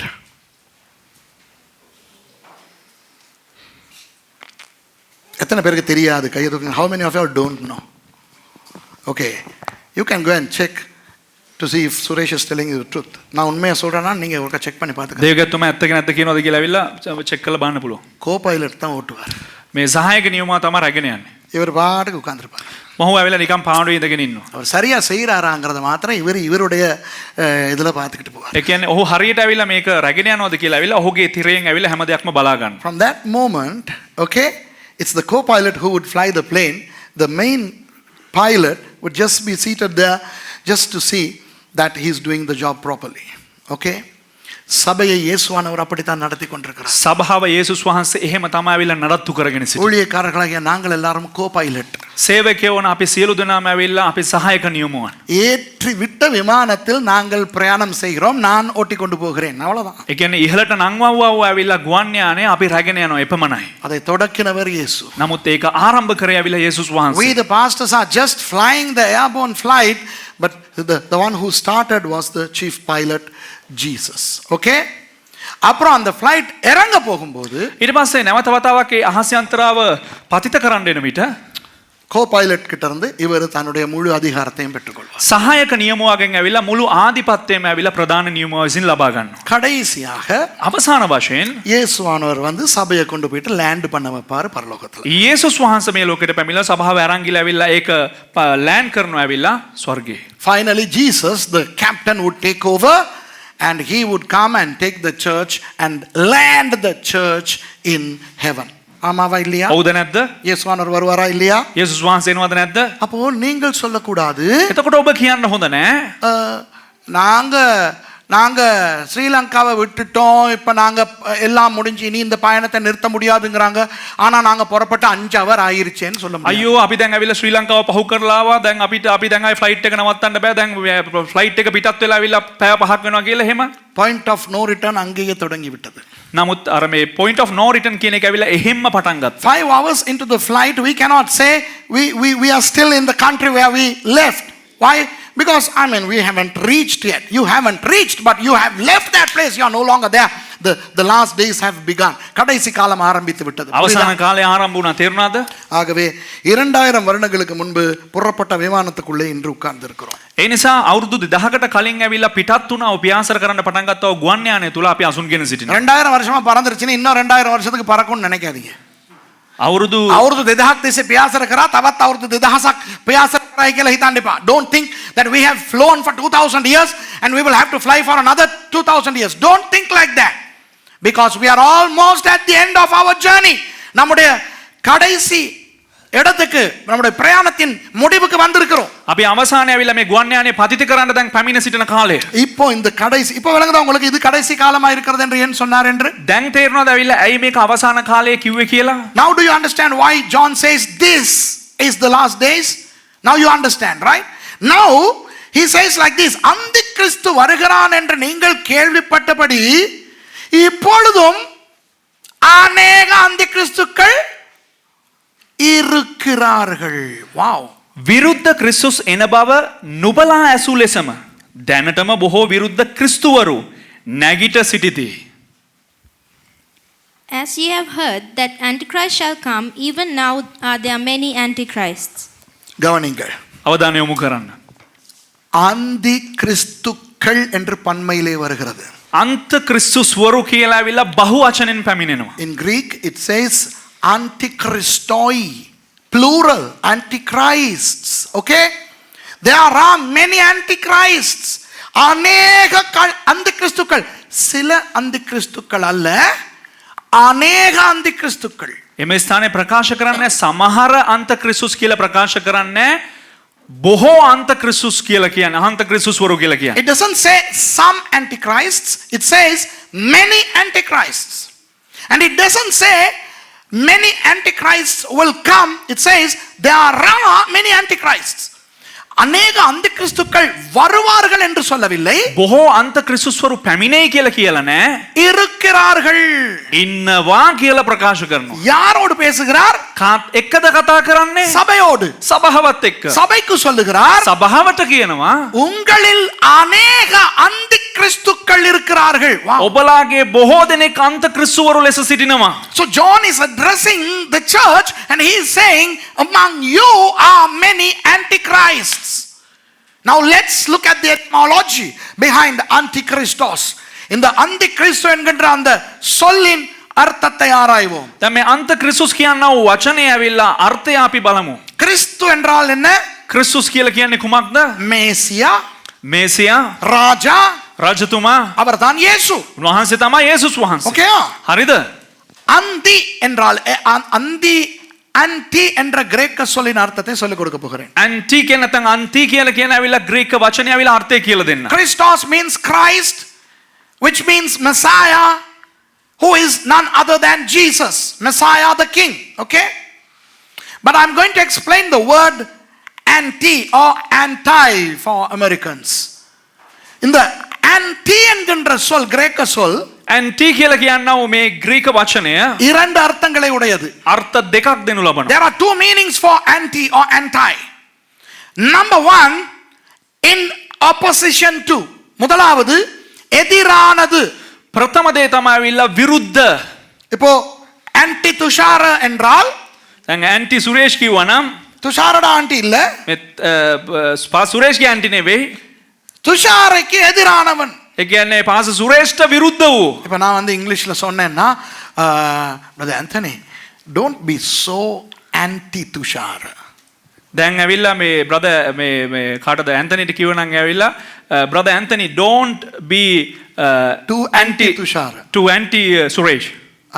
என்ன அர்த்தம் என்றால் මොකද අර්ථය කිව්වොත් நீங்க இவருக்கு எதிரியாவே இவரை எதிரியாவே நினைக்காதீங்க. ඒ කියන්නේ ඔබ මෙයාව ඇවිල්ලා විරුද්ධකාරයෙක් විදිහටම හිතන්න එපා. விளங்குதா? තේරුණාද? மருந்து எடுக்கும் பொழுது ஆன்டிபயோட்டிக்ஸ் என்று கொடுப்பார்கள் தெரியுமா?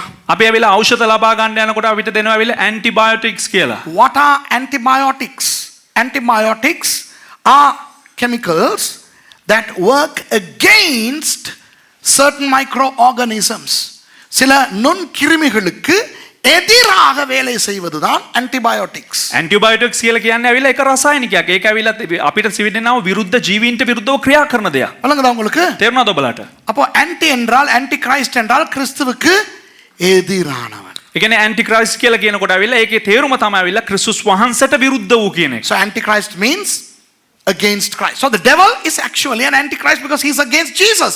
பிசாசு கிறிஸ்துவுக்கு எதிரானவன், ஆகவே அவன் அந்த கிறிஸ்து. ඒ කියන්නේ යක්ෂයා ඇවිල්ලා ක්‍රිස්තුස් වහන්සේට විරුද්ධ නිසා ඌ තමයි ඇවිල්ලා ඒ antichrist. இப்படி இயேசுவுக்கு எதிரான எத்தனையோ பேர் உலகத்தில் இருக்கிறார்கள், அவர்கள் எல்லாரும் அந்த கிறிஸ்துக்கள். ஓகே, මේ වගේ ඇවිල්ලා යේසුස් වහන්සේට විරුද්ධ කොපමණද අය සිටිනවා. ඒ සියලු දෙනාම ඇවිල්ලා අන්තක්‍රිස්තුවරු. so there are so many myriads of antichrists in the world because they are against Jesus.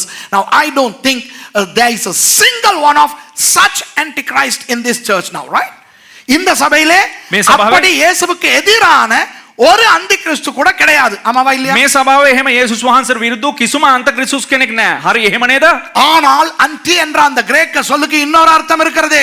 නමුත් ඒ ඇන්ටි කියනවා ඒ ග්‍රීක වචනේට ඇවිල්ලා තවත් එක අර්ථයක් තිබෙනවා. But there is another meaning for the word anti or anti in Greek, which means substitute. பதிலாக. ඒට ප්‍රතිඋත්තරව වෙනුවට பதிலாக கிறிஸ்துவுக்கு பதிலாக கிறிஸ்துஸ் වහන්සේ වෙනුවට. விளங்குதா?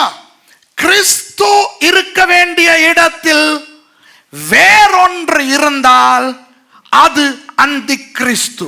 ක්‍රිස්තුස් වහන්සේ සිටින්න ඕන තැනට ඇවිල්ලා වෙන යම් කිසි දෙයක් තිබුණා නම් ඒක ඇවිල්ලා අන්තක්‍රිස්තුස්. Whatever stands where Jesus is supposed to stand is an antichrist. இப்போ உங்களுக்கு விளக்குறேன். දැන් ඔබලාට විග්‍රහ කරන්නම්. பிரசங்கம் பண்ணி கொண்டிருப்பது யார்? දේශනා කරන්නේ කවුද? சுரேஷா அல்லது சுரேஷுக்கு உள்ளாக இருக்கும் கிறிஸ்துவா? මේ සුරේෂ් කියන පුද්ගලයාද නැත්නම් ඔහු තුල සිටිනා වූ ක්‍රිස්තුස් වහන්සේද? Who is preaching? Suresh or Jesus through Suresh? Okay. அப்போ එසේනම් நீங்கள் யாராவது ஒருவேளை இந்த பிரசங்கத்தை பாராட்ட வேண்டும் என்றால் ඔබ කවුරු හරි කෙනෙක් ඇවිල්ලා මේ දේශනාව ගැන ඇවිල්ලා උදම්මනින්න අවශ්‍ය නම් அந்த பாராட்டு யாருக்கு போக வேண்டும்? ඒ උදම්මැනීම ඇවිල්ලා කාටද යන්න අවශ්‍ය? கிறிஸ்துவுக்கு. ක්‍රිස්තුස් වහන්සේට. So if anybody appreciates my sermon, your appreciation should go to Jesus. ஆனால் මොක්කතනமான மக்கள் என்ன செய்கிறீர்கள்? නමුත් මේ මෝඩ ජනතාව මොනවද කරන්න කියලා කිව්වොත් එහෙම என்னிடத்திலே வந்து சொல்லுகிறீர்கள், මාගවට වෙලා කියනවා பாஸ்டர் அருமையா பேசுனீங்க, පාස්ටර් ලස්සනට කතා කරා. பாஸ்டர் நீங்க பேசுனது சூப்பர். පාස්ටර් ඔයා කතා කරපු එක super. Most of you are very foolishly coming to me and you are saying, Pastor Suresh, your message was wonderful. சரி, விசுவாசி தான் தெரியாம வந்து சொல்லுது. හරි ඇදලිවන්තයන් ඇවිල්ලා දන්නේ නැතුව ඇවිල්ලා කියන්නේ. பிரசங்கிக்கிற எனக்கு தெரியக்கூடாதா? දේශනා කරන මට දැනගන්න අවශ්‍ය அடே නැද්ද? நான் வெறும் பேனா, අයියෝ මම නිකන් පෑනක් எழுதுனது வேற ஆள்னு. ලියව්වේ වෙන කවුදෝ කියලා. Okay, the people may be naive. They can come and tell me. But shouldn't I, the preacher, know that I was merely a pen? The writer was somebody else. நான் என்ன செய்ய வேண்டும்? මම මොනවද කරන්න අවශ්‍ය? மகிமையை கிறிஸ்துவுக்கு கொடுக்க வேண்டும். මහිමය ක්‍රිස්තුස් වහන්සේට දෙන්න අවශ්‍යයි. I should give the glory to Jesus. ஆனால் என்ன நடக்கிறது? නමුත් කුමක්ද සිද්ධ වෙන්නේ? ஊழியனுக்கு சந்தோஷம் வருகிறது. සේවකයාට සන්තෝෂයක් පැමිණෙනවා. அந்த சந்தோஷம் பெருமையாய் மாறுகிறது. ඒ සන්තෝෂය උඩඟුකමක් බවට හැරෙනවා. நிறைய பிரசங்கிமார் බොහෝ දේශකයෝ நான் நல்ல பிரசங்கி, මම හොඳ දේශකයෙක්, நான் நல்ல ஊழியன், මම හොඳ සේවකයෙක්, நான் என்ற ஒரு நிலைமைக்கு வந்து விடுகிறார். මම කියන්නා වූ ඒ තත්වයට පැමිණෙනවා. Many pastors start to appreciate themselves thinking, wow, I have become a good preacher, I have become a good Bible teacher, I have become a good minister, and this I becomes Christ and this pastor becomes antichrist. அப்படி நான் என்று நினைக்க தொடங்கி கிறிஸ்துவுக்கு பதிலாய் நான் மகிமை அடைந்து அந்தி கிறிஸ்துவாய் மாறிவிடுகிறேன். එහෙම පොඩිවට පටන්ගෙන මම කියලා පටන්ගෙන අවසානයේදී ක්‍රිස්තුස් වහන්සේ වෙනුවට මම කියන පුද්ගලයා මහිමයට පත් වෙනවා. அப்புறம் என்னுடைய சாட்சி எப்படி இருக்கும்? ඊට පස්සේ මගේ සාක්ෂිය කොහොමද තිබෙන්නේ? நிறைய பேர் வந்து சொல்லுவாங்க எனக்கு. බොහෝ දෙනෙක් ඇවිල්ලා මට කියනවා. இப்ப இன்னைக்கு நீங்க காதுல கேட்டுக்கிட்டு இருந்தீங்க. දැන් ඔබලා ආවිලා අහගෙන හිටියා. Now today you listened, you heard how I testified. Mercy testified and I testified. How did we testify? நானும் மர்சியும் சாட்சி சொன்னோம். எப்படி சாட்சி சொன்னோம்? සහෝදර මර්සි මමයි අද දවසේ සාක්ෂි කිව්වා. කොහොමද අපි සාක්ෂි කිව්වේ? 2 மாசம் வெளிநாடுகள்ல ஊழியத்துக்கு போயிட்டு මාස දෙකක් ඇවිල්ලා විදේශ රටවල් වල සේවයට ගිහිල්ලා சந்தோஷமா வந்து சேர்ந்துட்டோம். සන්තෝෂයෙන් අපි පැමිණියා. அவ்வளவுதான் சாட்சி. ඒක තමයි සාක්ෂිය. Our testimony was we were away for 2 months. God used us. We came back. Praise God. விளங்குதா? இப்போ நான் இங்க வந்து இருந்துக்கிட்டு දැන් මම මෙහෙට ඇවිල්ලා நான் பிரான்சிலே இருக்கும் பொழுது මම ප්‍රංශයේ ඉන්නකොට எப்படி கூட்டம் நடந்தது என்றால் කොහොමද ඇවිල්ලා රැස්වීම පැවැත්වුනේ කිව්වොත් நான் அமெரிக்காவிலே இருக்கும் பொழுது මම ඇමරිකාවේ ඉන්නකොට எப்படி நடந்தது என்றால் කොහොමද ඇවිල්ලා සිද්ධ වුනේ කිව්වොත් என்ன நடக்குது? நான் யார்? මොනවද සිද්ධ වෙන්නේ? මං කවුද? அந்தி கிறிஸ்து. අන්ත ක්‍රිස්තුස්. If I come up here and if I start to tell you when I was in France these things happened, and when I was in America those things happened, who am I? Antichrist. But not many people realize that, right? நிறைய பேருக்கு இது புரியுது இல்ல? விளங்குதா? නමුත් බොහෝ දෙනෙක් මේක වටහා ගන්නේ නැහැ. ஹலோ சாட்சி சொல்லுறதுல கூட ஒருத்தனுக்கு அந்தி கிறிஸ்துவா மாற முடியும். හලෝ සාක්ෂි කියනකොට පවා එක්කෙනෙක් ඇවිල්ලා අන්ත ක්‍රිස්තුස් වගේ වෙනස් වෙන්න පුළුවන්. You know, some people can become antichrist when sharing the testimony. Do you know that? சுவிசேஷம் அறிவிக்கும் போது கூட அந்தி கிறிஸ்துவாக முடியும். සුභාරංචිය ප්‍රකාශ කරනකොට පවා අන්ත ක්‍රිස්තුස් වෙන්න පුළුවන්. You know, when you preach the gospel you can be an antichrist. How? எப்படி தெரியுமா? කොහොමද දන්නවද? ஏய், சுவிசேஷம் அறிவிக்க போனா என்ன செய்யணும்? ඒක මේ සුභාරංචිය බෙදා ගන්න එනකොට මොනවද කරන්න ඕන? எல்லாரும் பாவிகள். සියලු දෙනාම පව්කාරයෝ. தேவன் மனுஷனா வந்தாரு. දෙවියන් වහන්සේ මිනිසෙක් ලෙස පැමිණියා. நமக்கு பதிலா அவர் செத்தாரு. අපි වෙනුවට උන්වහන්සේ මැරුණා. ஆனா உயிரோட எழும்பிட்டாரு. නමුත් උන්වහන්සේ ආපහු උත්ථානය වුණා. அவர்தான் இயேசு. උන්වහන්සේ තමයි යේසුස්. அவரை ஏற்றுக்கொண்டியனா උන්වහන්සේ පිළිගත්තා නම් பரலோகம் போகலாம். ස්වර්ගයට යන්න පුළුවන්. இல்லனா நரகம் தாண்டி. නැත්තම් නරකේ තමයි බා. இவ்வளவுதான் சுவிசேஷம். මේක තමයි වෙන සුභාරංචිය. The gospel is very small but powerful. Okay? The gospel says, hey, we are all sinners. God became man and that was Jesus. He died instead of us and he rose again from the dead. And if we receive him, we go to heaven. If not, we go to hell. That's the gospel. நம்மால் போயிட்டு சுவிசேஷம் சொல்லும். නමුත් අපේ එකා ගිහිල්ලා ඇවිල්ලා සුභාරංචිය කිව්වනම් பிரதர், සහෝදරයා நான் இயேசுவுக்கு உள்ள வர முந்தி මම යේසුස් වහන්සේට එන්න යේසුස් වහන්සේ ගාවට එන්න කලින් நான் எப்படி தெரியுமா? මං කොහොමද දන්නවද? நான் அப்படி, මං මෙහෙමයි. நான் இந்த மாதிரி, නම් මේ වගේ. நான் அந்த மாதிரி. මං අර වගේ. ஆஹா. ආහා. උහු. ආහා. இது அந்தி கிறிஸ்து. මේක අන්ත ක්‍රිස්තුස්. ஏண்டி உன்னைய பத்தி சொல்லிக்கிட்டு இருக்க? ඇයි බං උඹ ගැන කියාගෙන ඉන්නේ? இல்ல பாஸ்டர், இந்த சாட்சி பவர்ஃபுல்லா அவங்களுக்குள்ள கிரியை செய்யலாம் தானே? නේ පාස්ටර් මගේ සාක්ෂිය ඇවිල්ලා පවර්ෆුල් එකකින් එයා ASCII ක්‍රියා කරන්න පුළුවන් නේ. ஆமா அவனுக்குள்ள கிரியை செய்யும். நீ நரகத்துக்கு போய் நிப்ப. ඔව් එයා ඇතුලේ ක්‍රියා කරයි. උඹ නරකාදියට යයි. நீ சுவிசேஷம் அறிவிச்சு அவன் பரலோகம் போவான். சுவிசேஷம் அறிவிச்சனாலேயே நீ நரகம் போவ. මේ උඹ සුභාරංචිය ප්‍රකාශ කරපු එක ස්වර්ගයට යයි සුභාරංචි දේශනා කරපු තෝයයි නරකාදියට. நிறைய பேர் போயிட்டு நம்மளை பத்தி சொல்லிக்கிட்டு இருக்கான் சுவிசேஷம் அறிவிக்கிறான். බොහෝ දෙනෙක් සුභාරංචි දේශනා කරන්න කියලා තමා ගැන කියාගෙන. Many people go and brag about their pre-Christian life than preaching the gospel. Right? இன்னொன்னு செய்வாங்க நம்ம மக்கள். තව දෙයක් අපේ අය කරනවා. அந்த ஆள்ட மதத்தை திட்டிக்கிட்டு இருப்பாங்க. அந்த ஆள்ட சுவிசேஷம் கேட்கிற ஆள்ட மதத்தை திட்டிக்கிட்டு இருப்பாங்க. ඒ සුභාරංචි අහන පුද්ගලයා ගැවිලා ආගමට බැනගෙන ඉන්නවා. அப்புறம் அவன் எங்களை அடிச்சான். එතකොට ඒ පුද්ගලයා අපිට ගැහුවා නම් உடனே என்ன தெரியுமா? එකපාරට මොනවද දන්නද වෙන්නේ? நான் கர்த்தருக்காக உபத்திரவப்படுகிறேன். අපි ස්වාමින් වහන්සේ උදෙසා පීඩා විඳිනවා. இல்ல நீ கொழுப்புல அடி வாங்குற, கட்டாயம் நீ அடியே வாங்கணும். නෑ උඹ තෙල් නිසා ගුටි කනවා අනිවාර්යයෙන්ම උඹ ගුටි කන්න ඕන. Some people, instead of preaching the gospel, they go and talk about the other people's religion. And when they attack us, they think, we are persecuted because of Christ. No, you are being very stupid. Just go preach the gospel and come. அப்ப pastor அவங்க கேள்வி எல்லாம் கேட்டா එතකොට pastor ඒ කට්ටිය ප්‍රශ්න එහෙම ඇහුවා නම් பதில் கொடுக்காம வா. උඹ උත්තර දෙන්නේ නැතුව වරින්. பரவாயில்லையா? කමක් නැද්ද? பரவாயில்ல. කමක් නෑ. நீ அவங்களுக்காக சிலுவையில சாகலே. බැයි උන් උදෙසා ඇවිල්ලා කුරුසපත් වෙන්න ඕන. இயேசுவானவர் பார்த்துக்கிறார். යේසුස් වහන්සේ බලාගයි. So if they ask questions, hey, don't try to answer those questions. Right? You're not going to answer questions. People will have millions of questions. Just preach the gospel and come. போயிட்டு சுவிசேஷத்தை அறிவிச்சிட்டு வருவீங்களா? නිකන් සුභාරංචි දේශනා කරලා එනවද? இப்போ இந்த அந்தி கிறிஸ்துவுக்கு என்ன நடக்கும் தெரியுமா? දැන් අන්තක්‍රිස්තුස්ට මොනවද දන්නද වෙලා තියෙන්නේ? இப்போ எனக்கு ஒரு வரம் இருக்கிறது என்று வைத்துக்கொள்வோம். දැන් හිතාගම වෙලා මේ මට එක දීමනාවක් තියෙනවා කියලා. Let me assume that I have some gifts, okay? நான் ஜெபித்தால் ஜனங்களுக்கு சுகமாகிறது என்று வைத்துக்கொள்வோம். දැන් මම යාඥා කරන්නම් ඇවිල්ලා ජනතාවට සුවේ දැනෙනවා සුවේ ලැබෙනවා කියලා හිතමු. Let's assume that when I pray, people get healed. அப்போ ஜெபிக்க ஜனங்களுக்கு சுகமாகுது. දැන් මේ යාඥා කරන්න මේ ජනතාවට ඇවිල්ලා සුවේ හම්බ වෙනවා. இப்போ நோயாளிகளுக்கு நான் ஜெபிக்கும் போது சில பேர் விழுகிறாங்க. දැන් මේ සමහරක් මේ ලෙඩ තියෙන අයට යාඥා කරනකොට ඔවුන් වැටෙනවා. கட்டிகள் மறையுது. මේ ගෙඩි නැති වෙනවා. கண் குருடானவங்க கண் ඒ திறக்கிறாங்க. කියන්නේ ඇස් පේන්නේ නැති අයට ඇස් පේන්න පටන් ගන්නවා. Wow, in my meetings people are falling, the lame walk, the blind see, healings are taking place, growths and blisters are disappearing. Wow, இப்போ என்ன தெரியுமா செய்யறேன்னா දැන් මොනවද දන්නවද මම කරන්නේ? அங்கிருந்து ஜூம் பண்ணுங்கறேன். අරේ ඉඳලා zoom කරපන්.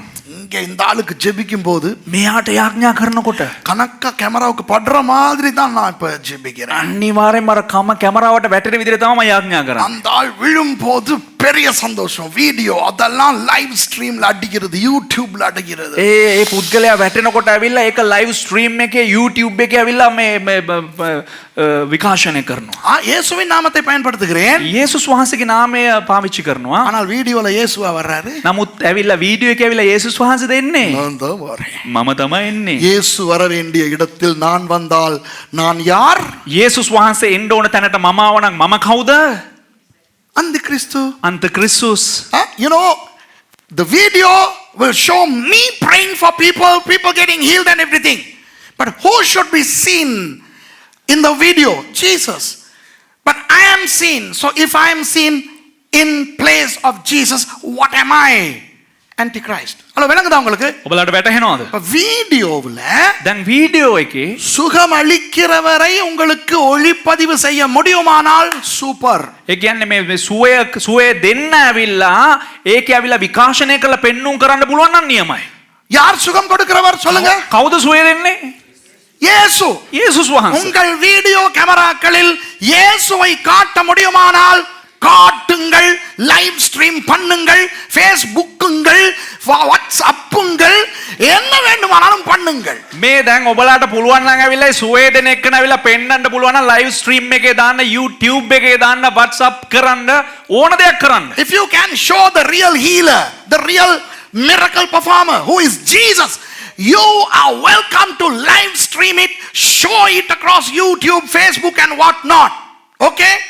ஆனால் உங்கள் வீடியோவில் නමුත් ඔබේ වීඩියෝ එකේ அந்த சுகம் அளிக்கிறவர் தெரியவில்லை என்றால், අර සුවය දෙන ලබන පුද්ගලයා පෙනෙන්නේ නැත්නම් அதற்கு பதிலாக யார் தெரிந்தாலும் ඒකට ඒ වෙනුවට කවුරු පෙනුනත් அந்த ஆள் அந்தி கிறிஸ்து. ඒ පුද්ගලයා අන්තක්‍රිස්තුස්.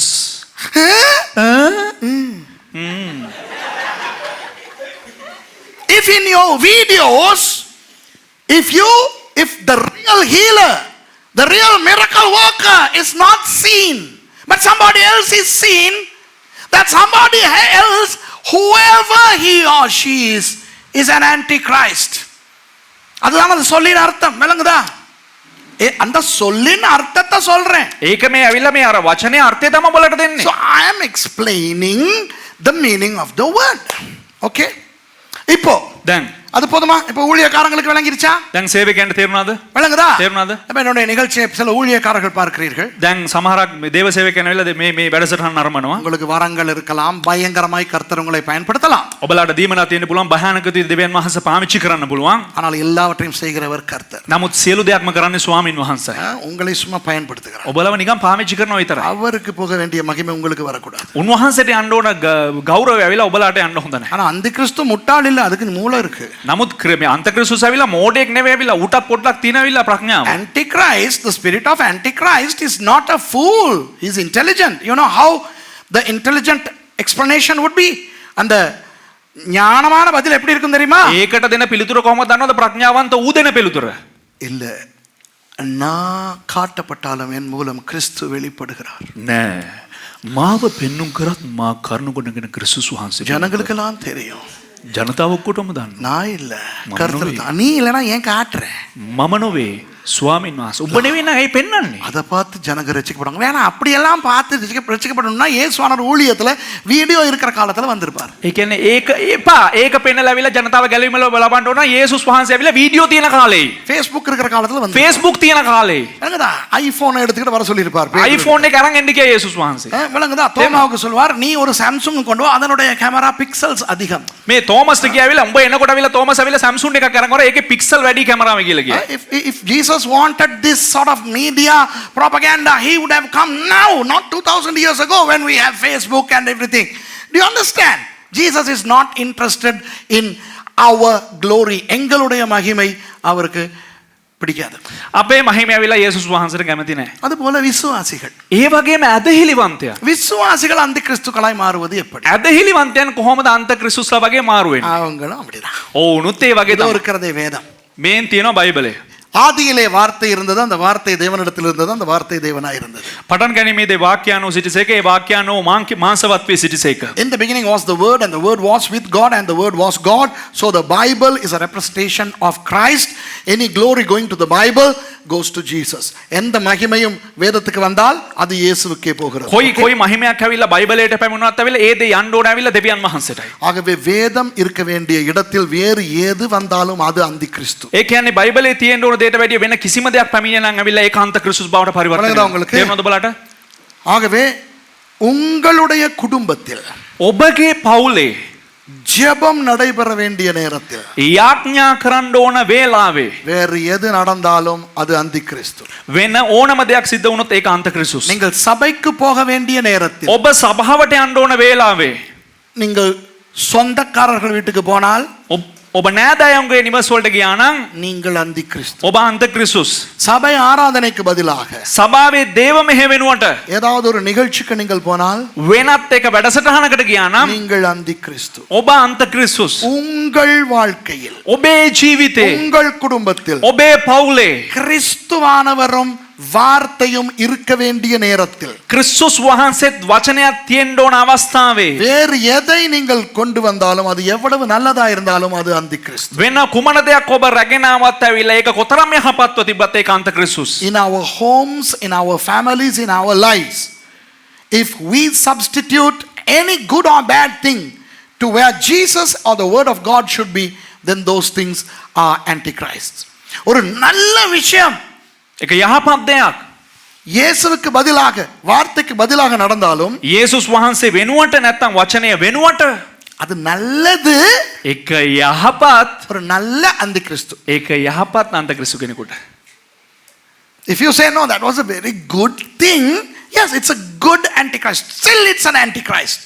நல்லதோ கெட்டதோ அந்தி கிறிஸ்து கிறிஸ்துவுக்கு எதிரானது தான். ඒ කියන්නේ හොඳද නරකද ඇවිල්ලා මේ ඒ කියන්නේ අන්තක්‍රිස්තුස් කියලා කියන්නේ ක්‍රිස්තුස් වහන්සේට විරුද්ධයි. இன்றைக்கு අද இதுதான் முக்கியமான ஒரு பாயிண்ட். මේක තමයි වැදගත්ම කාරණය.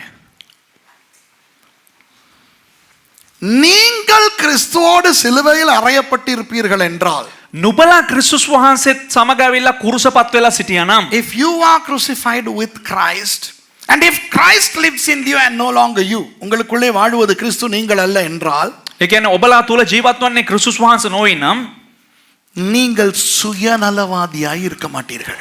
ඔබලා ඇවිල්ලා ආත්මාර්ථකාමීන් වෙන්නේ නැහැ. You will not be selfish. விளங்குதா நான் சொல்றது? තේරෙනවද බලන්න කියන දේ? இப்போ දැන් இன்றைக்கு கிறிஸ்தவ உலகத்தில் என்ன நடந்திருக்கிறது අද தெரியுமா? ක්‍රිස්තියානි ලෝකේ මොනවද දන්නවද සිද්ධ වෙන්නේ? நான் මම எனக்கு சந்தோஷம், මට සන්තෝෂයි, எனக்கு வேண்டும், මට ඕන, எனக்கு திருப்தி, මට තෘප්තිමත් වෙනවා, எனக்கு வேதனை வருது. මට වේදනාව එනවා. இன்றைக்கு நிறைய கிறிஸ்தவங்களுக்கு என்ன நடந்திருக்கு தெரியுமா? අද බොහෝ කිතුණුවන්ට මොනවද වෙලා තිබෙන්නේ? பயங்கரமா ஹர்ட் ஆகுறாங்க. භයානක ලෙස වේදනාවටපත් වෙනවලු. Many Christians are being hurt, lock, stock and barrel. Okay? Hurt. වේදනාව. கிறிஸ்து உங்களுக்குள் இருந்தால் ක්‍රිස්තුස් වහන්සේ නුඹ තුල සිටියා නම්, ஹர்ட் ஆக வேண்டியவர் கிறிஸ்து. වේදනාව විඳින්න ඕනේ ක්‍රිස්තුස් වහන්සේ. వేదన విందింటే నివేపుతే හිත වේදනාව අමාරු, හිතේ අමාරුව. හර්ට් වෙනවා. මම අමුතු විදිහට මාන්දියා බැලුවා. අර ඒ වගේ. යේසු හර්ට් ආහනවා. යේසුස් වහන්සේට රිදෙන්න ඕන. நீங்கள் ஹர்ட் ஆகினால் ඔබට රිදුනා නම්, உங்களுக்குள்ளே இருக்க வேண்டிய இயேசுவுக்கு பதிலாய் நீங்கள் ஹர்ட் ஆகினால், ඒ කියන්නේ යේසුස් වහන්සේ වෙනුවට ඔබට රිදුනා නම්, நீங்கள் அந்தி கிறிஸ்து. ඔබ අන්ත ක්‍රිස්තුස්. அதாவது இயேசுவுக்கு போக வேண்டிய ஹர்ட் உங்களுக்கு வந்துருச்சு. ඒ කියන්නේ යේසුස් වහන්සේට යන්න ඕන රිදිල්ල ඔබට ඇවිල්ලා. வணங்கதா? you know, if Jesus is living in you, he should get hurt, and if you get hurt, then you are substituting Jesus, so you are an antichrist. இப்ப விளங்குதா உங்களுக்கு? දැන් ඔයාලට තේරුණාද? நான் சொன்னேன் தானே சில பேர் வாயை பொளக்க போறீங்கன்னு. දැන් සමහරක් අය ඇවිල්ලා මෙහෙම කට අරින්න යනවා කියලා මං කිව්වනේ. இதை ஆண்டவர் எனக்கே சொல்லி கொடுத்தார். அப்புறம் தான் எனக்கு விளங்கிச்சு நானே அந்தி கிறிஸ்துவா தான் இருந்திருக்கேன். එතකොට මේක මට දෙවියන් වහන්සේ කියලා දුන්නාම ඇවිල්ලා මට ආගෑවුණා ඇවිල්ලා මොකද මමම අන්ත ක්‍රිස්තුස් වගේ හිටියේ. I was like antichrist. I was hurt for this, that and the other. I get hurt like nothing. எனக்கும் பயங்கர ஹர்ட் வரும். ඒ කියන්නේ මටත් ඇවිල්ලා හරියට වේදනාවක් සිද්ධ වෙනවා. ஆண்டவர் ரொம்ப காலத்துக்கு முந்தி இல்லப்பா, இப்ப கிட்டத்துல මේ ගොඩාක් කාලයකට කලින් නෙවෙයි, මේ ඊට හරි ළඟදී நான் ஒருத்தவங்களுக்கு ஞானஸ்தானம் கொடுத்தேன். මම එක්කෙනෙකුට ඇවිල්ලා බෞතිස්මය දුන්නා. I was baptizing somebody and I was preaching. நான் பிரசங்கம் பண்ணேன் பயங்கரமா. දැන් මම ලොකුවට දේශනා කරා. மழை அடிச்சு ஊத்துது. මේ දැන් හරියට වහිනවා. அப்போ நான் சூப்பரா ஒரு நல்ல அழகான ஆறு கட்டகட்டன்னு அந்த ஆறு ஓடிக்கிட்டு இருக்குது. சூப்பர் இடம். நான் ஞானஸ்தானத்துக்கு பிரசங்கம் பண்ணிக்கிட்டு இருக்கிறேன். දැන් මේ ලස්සන ගඟක් ඇවිල්ලා ලස්සනට ගඟ ගලාගෙන යනවා. මම එතන ඇවිල්ලා මේ ලස්සනට දේශනා කරගෙන It ඉන්නවා. was a wonderful river, a very fast running huge river, and I was preaching. அதிலே நான் சொல்லுகிறேன், இப்பொழுது நீங்கள் மரிக்கிறீர்கள், அடக்கம் பண்ணப்பட போகிறீர்கள், உயிர் தழும்ப போகிறீர்கள். එතකොට මම ඒ අවස්ථාවේදී දේශනා කරනවා, දැන් ඔබලා මැරෙන්න යනවා, දැන් ඔබලා භූමි දානය කරන්න යනවා, ඊට පස්සේ ඔබලා නැවත නැගිටින්න යනවා. So I was preaching, I was saying, you're going to die with Jesus, you're going to be buried with Jesus, and you're going to resurrect with Jesus. So once you alight from the water, it's no longer you, it's Christ. அப்போ நீங்கள் தண்ணீரிலிருந்து வெளியே வரும்பொழுது இனி நீங்கள் அல்ல, இயேசுதான் உங்களுக்குள்ளே இருக்கிறார். பயங்கரமா பிரசங்கம். එතකොට මම භයානක ලෙස දේශනා කරනවා, උඹ වතුර ඇතුළට ගිහිල්ලා නුඹ එළියට එනකොට එන්නේ ඇවිල්ලා වෙන කවුරුන් නෙවෙයි ක්‍රිස්තුස් වහන්සේ කියලා මම ඇවිල්ලා භයානක ලෙස දේශනා කරා. தண்ணி உள்ளுக்கு நான் ஞானஸ்தானம் கொடுக்க இறங்கின பிறகு වතුර ඇතුළට මම බෞතිස්මය දෙන්න බැස්සට පස්සේ ஆண்டவர் என்னகிட்ட கேட்கிறார், දෙවියන් වහන්සේ මගෙන් අහනවා, உங்களுக்குள்ளே நான் தானா இருக்கிறேன்டான்ட்டு. උඹ ඇතුළෙත් මම තමයි ඉන්නේ බං. මමද ඉන්නේ කියලා අහනවා. උඹ ඇතුළෙත් So මම when I ඉන්නේ went into කියලා. that water, I sort of felt God asking me, do I live in you? Yes Lord. ஆமா. ඔව් ස්වාමීනි. அப்ப நீ ஏன் ஹர்ட் ஆகுற? ඇයි එහෙනම් උඹ දුකටපත් වෙන්නේ? So why are you getting hurt? நீ ஹர்ட் ஆக்குறாங்கனால நான் ஹர்ட் ஆகுறேன். ඉතින් මට මාව දුකටපත් කරන නිසා මම දුකටපත් වෙනවා. I am being hurt because people are hurting me, Lord. But if you are dead, how can you be hurt? God is asking. இப்ப நீ செத்து போயிட்டியனா நீ எப்படி ஹர்ட் ஆக முடியும்? දැන් ස්වාමීන් වහන්සේ යනවා, දැන් උඹ මැරුණා නම් උඹ කොහොමද ඇවිල්ලා උඹ දුකටපත් වෙන්නේ? சரி நீ அது ஆவி தானே, நான் மாம்சத்துல இன்னும் நான் இருக்கிறேன் தானே. நான் ස්වාමීනි, ඒ ආත්මේ නැවිලා තාම මාංශයෙන් මම ඉන්නවනේ. I'm still alive. I'm a human after all. Come on God, now I can't be hurt. Proof. நான் ஹர்ட் இல்லாம இருக்க முடியுமா? அவன் ஹர்ட் பண்றான் இல்லையா? ස්වාමීනි, මට හර්ට් නැතුව ඉන්න එක එක මාව හර්ට් කරනවා. உனக்குள்ளே நான் இருந்தால் නුඹ තුල මම සිටියානම් உன்னை ஹர்ட் பண்ணுகிறவன் என்னை ஹர்ட் பண்ணுகிறான். නුඹව හර්ට් කරන එක මාව හර්ට් කරනවා. If I live in you, they who hurt you are hurting me. I said, show me in the Bible. நான் சொன்ன பைபிள்ல காட்டுங்க. මම කිව්වා පුළුවන් නම් බයිබලෙන් පෙන්නන්න. அப்படிதானே பைபிள்ல தானே காட்டணும் ஆண்டவர். බයිබලෙන් දෙවියන් වහන්සේ පෙන්නන්න ඕනේ. ஆமா இருக்கு வசனம்.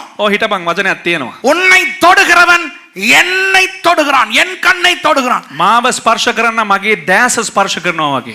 இருக்கு இல்லையா பைபிள்ல? තියෙනවා නේද? He who touches you touches the apple of my eyes. Oh, okay. பைபிள்ல இருக்கு. இப்போ என்ன செய்யணும் நாதா? හරි බයිබලේ තියෙනවා. හරි මොනවද කරන්න ඕන ස්වාමීනි? வடவா இனி என்னைய ஹர்ட் ஆக விடு, நீ ஹர்ட் ஆகாத.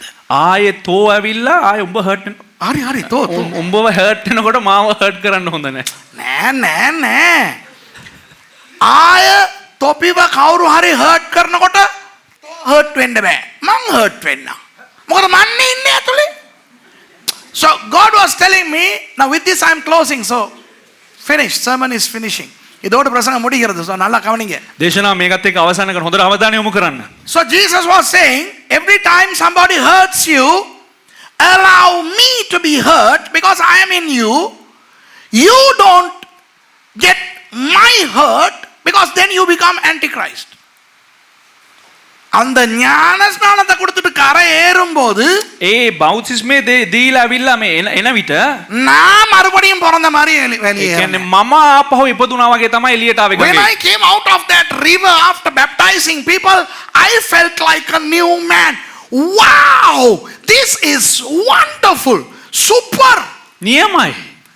இப்போ உங்களை ஹர்ட் பண்றாங்க தானே ஜனங்க. දැන් ඔබව දුකටපත් කරනවානේ ජනතාව. யார் யார் ஹர்ட் பண்ணுவாங்க? කවුරුද හර්ට් කරන්නේ ඔබව? புருஷனை பொண்டாட்டி ஹர்ட் பண்ணும், பொண்டாட்டிய புருஷன் ஹர்ட் பண்ணும். පුරුෂයා භාර්යාව හර්ට් කරනවා, භාර්යාව පුරුෂයාව හර්ට් The කරනවා. husband hurts the wife and the wife hurts the husband. Okay? හරිද? Now the next time your spouse hurts you, allow Jesus to be hurt. You just take it on the bum. விளங்குதா? அடுத்த தடவை உங்க பொண்டாட்டியோ உங்க புருஷனோ உங்களை காயப்படுத்த, உங்களை வேதனைப்படுத்தும் போது இயேசு வேதனைப்பட விட்டுட்டு நீங்க சூனா இருங்கோ. ඒ කියන්නේ ඊළඟ පාර ඔබේ භාර්යාව හරි ස්වාමි පුරුෂයා හරි ඇවිල්ලා ඔබව වේදනාවටපත් කරනවා. ඇවිල්ලා යේසුස් වහන්සේ වේදනාවටපත් වෙනවා කරලා ඔබලා චූන් එකේ ඉන්න අවශ්‍යයි. இல்ல பாஸ்டர் நமக்கு ஹர்ட் வருது தானே. නේ ප්‍රාස්ත අපිට හර්ට් එනවනේ. நல்லா நீ அந்தி கிறிஸ்து. හොඳට හිටපන් ඔබ අන්ත ක්‍රිස්තුස්. No, I'm being hurt. Oh, yes, you are an antichrist. விளங்குதா? තේරුණාද? நம்மள யார் யாரெல்லாம் ஹர்ட் பண்றாங்க? අපිව කවුරුද අපිව හර්ට් කරන්නේ? அதுல இருந்து எனக்கு ஆசை ஆக்கள் என்னைய ஹர்ட் பண்ணா. එදා ඉඳලා මට හරි ආසයි එක එකව මාව දුකටපත් කරනවා. Now I love when people try to hurt me. Do you know why? I just watch Jesus being hurt because it's no longer me. இயேசு ஹர்ட் ஆகிறத நான் பார்த்துக்கிட்டு இருக்கிறேன், நான் இல்ல. ඒ කියන්නේ යේසුස් වහන්සේව දුකටපත් වෙනකොට මම බලන් ඉන්නවා, මම නෙවෙයි. நீர் ஹர்ட் ஆகிக்கொள்ளும் நாதா. ස්වාමීන් වහන්සේ දුකටපත් நான் වෙනවා. ஹர்ட் ஆக மாட்டேன். මම දුකටපත් වෙන්නේ නැහැ.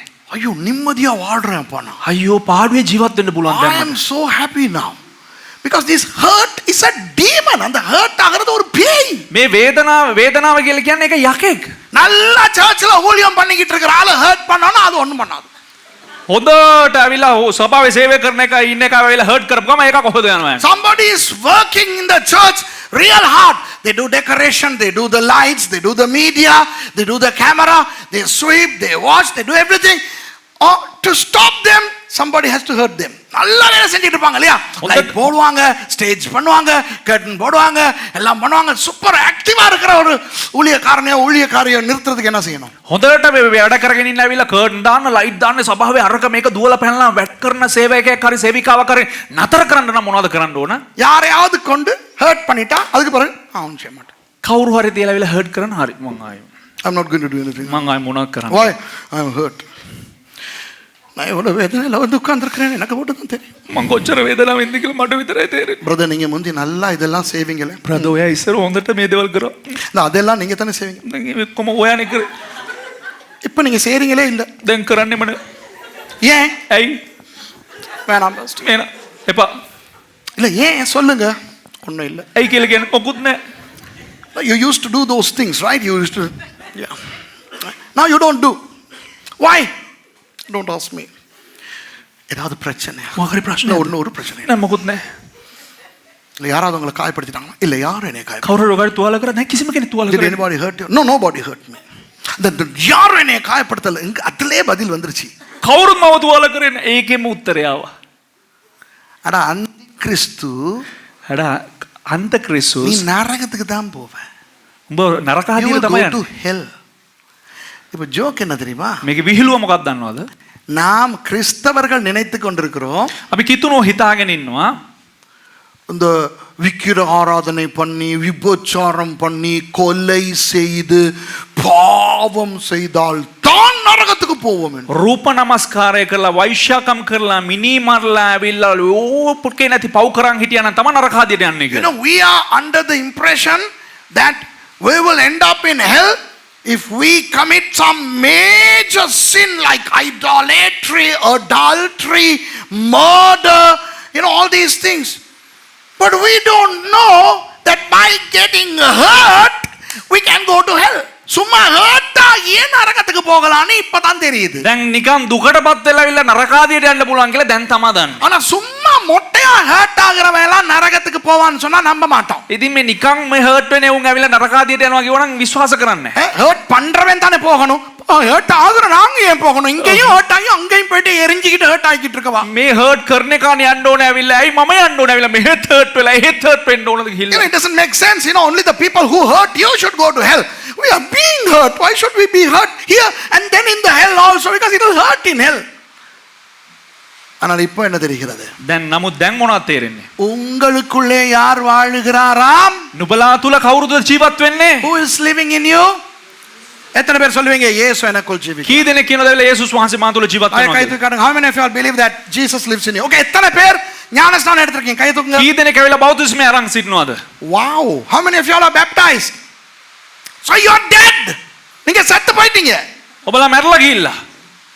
இப்போ இயேசு உங்களுக்குள் දැන් ஜீவிக்கிறார். යේසුස් වහන්සේ ඔබලා තුල ජීවත් වෙනවා. Now Jesus lives in you. ஆகவே ඒ නිසා உங்களை யாராவது ஹர்ட் பண்ணினால் ඔබව කවුරු හරි වේදනාවටපත් කරා නම් அவர்கள் யாரை ஹர்ட் பண்ணுகிறார்கள்? ඔවුන් කවුද වේදනාවටපත් சொல்லுங்க. කරන්නේ කියන්න? So if somebody hurts you, who are they hurting? Jesus. அப்ப இயேசு ஹர்ட் ஆகிறதுக்கு பதிலாய் ஆன்டி நீங்கள் ஹர்ட் ஆகினால் நீங்கள் யார்? உங்க வாயால ඒ சொல்லுங்க. කියන්නේ යේසුස් பேய் இல்ல, பேய் பாவம், அதை விட்டுரு. அந்தி கிறிஸ்து சொல்லுங்க எல்லாரும். අන්ත ක්‍රිස්තුස්. සිංහල කියන්න. ඒ කියන්නේ යේසුස් වහන්සේ මේ හර්ට් වෙනවා වෙනුවට ඇවිල්ලා ඔබලා ඔබව හර්ට් කරන අය යේසුස් වහන්සේව හර්ට් කරනවා නම් හර්ට් වෙන්න ඕනේ කවුද? යේසුස් වහන්සේ. යේසුස් වහන්සේ හර්ට් වෙන්න ඕන වෙනුවට ඔබ හර්ට් වුණා නම් ඒ වෙනුවට කියන වචනය ඇන්ටි. එතකොට ඔබ කවුද? ඔබගේ වචනෙන් කියන්න අන්ති ක්‍රිස්තුස්. දැන් කියන්න මාත් එක්ක සිංහලෙන් කියන්න ඔක්කොම. මම හර්ට් වුණොත් හර්ට් වුණොත් මම අන්ති ක්‍රිස්තුස් කෙනෙක්. අන්ති ක්‍රිස්තුස් කෙනෙක්. சொல்லுங்க எல்லாம். நான் ஹர்ட் ஆகினால் நான் ஒரு அந்தி கிறிஸ்து. අන්ති ක්‍රිස්තු. Everybody say with me. If I get hurt, I am an antichrist. என்ன முடிக்கல? என்ன வருது? සිංහලෙන් අන්ති ක්‍රිස්තුස්ලට ස්වර්ගයට යන්න බෑ. ඒ නිසා මම හර්ට් වුණොත් මට ස්වර්ගයට යන්න බෑ. தமிழ்ல சொல்லுங்க. அந்தி கிறிஸ்து பரலோகம் போக முடியாது. நான் ஹர்ட் ஆகினால் நான் அந்தி கிறிஸ்து. எனக்கு பரலோகம் போக முடியாது. Everybody say with me. Antichrist don't go to heaven. If I get hurt, I am an antichrist. I will not go to heaven. Dan සිංහලෙන් කියන්න මට ස්වර්ගයට යන්න ඕනේ. තමයි சொல்லுங்க. எனக்கு பரலோகம் போகணும். Say with me. I want to go to heaven. எத்தனை பேருக்கு பரலோகம் போகணும்? කිදෙනෙකුට ස්වර්ගයට යන්න ඕන? How many of you all want to go to heaven? அப்ப சொல்லுங்க எல்லாரும், එන සෑම දෙනාම කියන්න. இனி ஹர்ட் ஆக மாட்டேன். මං ආයෙ රිදෙන්නේ නැහැ. சொல்லுங்க. මං ආයෙ වේදනාවටපත් වෙන්නේ නැහැ. ஆய் மாமா ஹர்ட் වෙන්නේ. මම දෙමළෙන් කියනවා දෙමළෙන් කියනවා. நான் ஹர்ட் ஆக மாட்டேன். சொல்லுங்க. නා හර්ට් ආග මාටේ. මම ஹர்ட் වෙන්නේ. මම හර්ට් වෙන්නේ නැහැ. I will never get hurt again. I am never get hurt again. යේසුස් මං වෙනුවෙන් මං වෙනුවෙන් හර්ට් වෙච්චද? හර්ට් වෙච්චද? උන්වහන්සේ උන්වහන්සේට ඕන විදියට ඕන විදිහට උන්වහන්සේගේ හර්ට් එක උන්වහන්සේගේ හර්ට් එක බලාගත්තද? බලාගත්තද? මට වැඩක් නැහැ. මට වැඩක් නැහැ.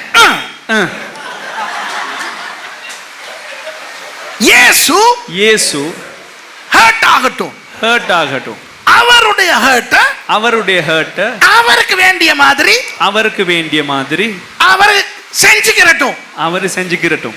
எனக்கு தேவையில்லை. Let Jesus get hurt. Let Jesus get hurt. And let Jesus handle his hurt. Let me not bother. Okay? இங்கிலீஷ்லயும் இங்க பாருங்க, මේ බලන්න. சிரித்தோம், සිනහ වුණා. ஆனால் நான் வார்த்தையை உங்களுக்கு கற்றுக் கொடுத்தேன். නමුත් වචනේ තමයි උගන්වන්නේ. Okay, I taught the word. Now let's read it again. திரும்பி வாசிப்போமா? දැන් නැවතම තම කියවමුද? இப்ப இது புரியலனா யாரு? இப்ப இது வரைக்கும் புரியாம இருந்தீங்க தானே? දැන් මේ තරම් දුරට எத்தனை වැටුණා. பேர் சொல்லுங்க இன்னைக்கு தான் இது புரிஞ்சுது? கை தூக்குங்க. ඒ කියන්නේ මේ කී දෙනෙක් කියනද දැන් තමයි මට If you say තේරෙන්නේ. only now I realize. Okay, நீங்க தான் பைடியா இவ்வளவு நாள். ஐயோ பைடியா புள்ளைகளே சின்ன புள்ளதனமா இருந்துட்டீங்களே. ඒ කියන්නේ ඔබ තමයි පයිඩියා අයියෝ පොඩි ළමයිනේ. Now you see how John is calling you paidia. Come on kids. Do you understand now? We have been so naive. We have been so juvenile. சின்ன புள்ளதனமா இருந்துட்டோம் இல்லையா? පොඩි ළමයි වගේ හිටියානේ. அப்போ එහෙනම් பிள்ளைகளே இது கடைசி காலமா இருக்கிறது. දරුවනි මේ අවසාන කාලය. அந்தி கிறிஸ்து வருகிறான் என்று நீங்கள் கேள்விப்பட்டபடி இப்பொழுதும் अनेक அந்தி கிறிஸ்துக்கள் இருக்கிறார்கள்.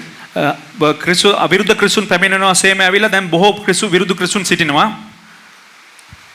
Little children, it is the last time, and as you have heard that Antichrist shall come, even now there are many Antichrists. அதனாலே இது கடைசி காலம் என்று அறிகிறோம். ඒ නිසා මේ අවසාන කාලය කිය අපිට වැටහෙනවා. Whereby we know that it is the last time. இப்போ දැන් கவனிங்க, இப்போ என்ன கவனிங்க. දැන් හොඳට අවධානය යොමු කරන්න. இப்போ நான் பேசுகிற இந்த செய்தி දැන් මේ කියා දෙන්නව මේ පණිවිඩය எல்லாராலும் ஏற்றுக்கொள்ள முடியுமா? සෑම දිනාටම පිළිගන්න පුළුවන්ද? முடியாது. බෑ. Not everybody can digest this message. I'll tell you something. Some people will not agree. சில பேர் ஏற்றுக்கொள்ள மாட்டாங்க. සමහරක් අය පිළිගන්නේ නැහැ. ஏன் தெரியுமா? ඇයි දන්නවද? அவங்க என்ன சொல்லுவாங்க தெரியுமா? ඔවුන් මොනවද දන්නවද කියන්නේ? தலைவலியும் காய்ச்சலும் அவனுக்கு வந்தா தான் தெரியும். ඔළුවේ කැක්කුමයි උණයි ඇවිල්ලා ඌට ආවනම් තමයි උන්ට වේදනාව තේරෙන්නේ. Some people will still contend by saying, you know, if it happens to you, then you will realize. Pastor Suresh, உங்களுக்கு எங்கட பிரச்சனைகள் தெரியாது. පාස සුරේෂ් ඔබට ඇවිල්ලා අපේ ප්‍රශ්න දන්නේ නැහැ. Pastor Suresh, you don't understand what we go through. எங்களுக்கு வர்ற வெட்டுக்கள் உங்களுக்கு தெரியாது. අපිට වෙන ඇවිල්ලා කැපිලි කෙටිලි ඔබතුමාට දන්නේ නැහැ. எங்கள மனசுல வர்ற வேதனை உங்களுக்கு தெரியாது. අපේ මනසේ තිබෙනා වූ වේදනාව ඔබට තේරෙන්නේ නැහැ. Pastor Suresh, you will not realize the pain we go through. You don't realize the cuttings and choppings we go through. You are a pastor. You can. But it's very hurtful to us. எங்களுக்கு தான் தெரியும் எங்கட வேதனை. எங்களுக்கு தான் வேதனை. අපිට තමයි දන්නේ අපේ වේදනාව. இப்படிப்பட்டவர்களை குறித்து அடுத்த வசனம் சொல்லுகிறது. මේ පිළිබඳ මෙවන් වූ අය ගැන ඇවිල්ලා මීළඟ වචනෙන් කියනවා. அவர்கள் ඔවුන් they who are they? இந்த அவர்கள் யார்? ஹலோ. කවුද මේ ඔවුන්? இந்த அந்தி கிறிஸ்து நம் வாழ்விலும் வருவான், நம் குடும்பத்திலும் வருவான், நமக்குள்ளும் வருவான் என்பதை ஏற்றுக்கொள்ள விரும்பாதவர்கள். ඒ කියන්නේ මේ අන්ත ක්‍රිස්තුස් අපේ ජීවිතයට පැමිණෙනවා, අපේ පවුල තුලට පැමිණෙනවා කියන දේ ඇවිල්ලා පිළිගන්න කැමති නැති අය. Who are these they? They who do not want to accept the fact that we can allow the Antichrist to come into our lives, our families and our homes. So they would continue to say no. What I am doing is right. நான் செய்யறது சரி. මම කරන දේ හරි.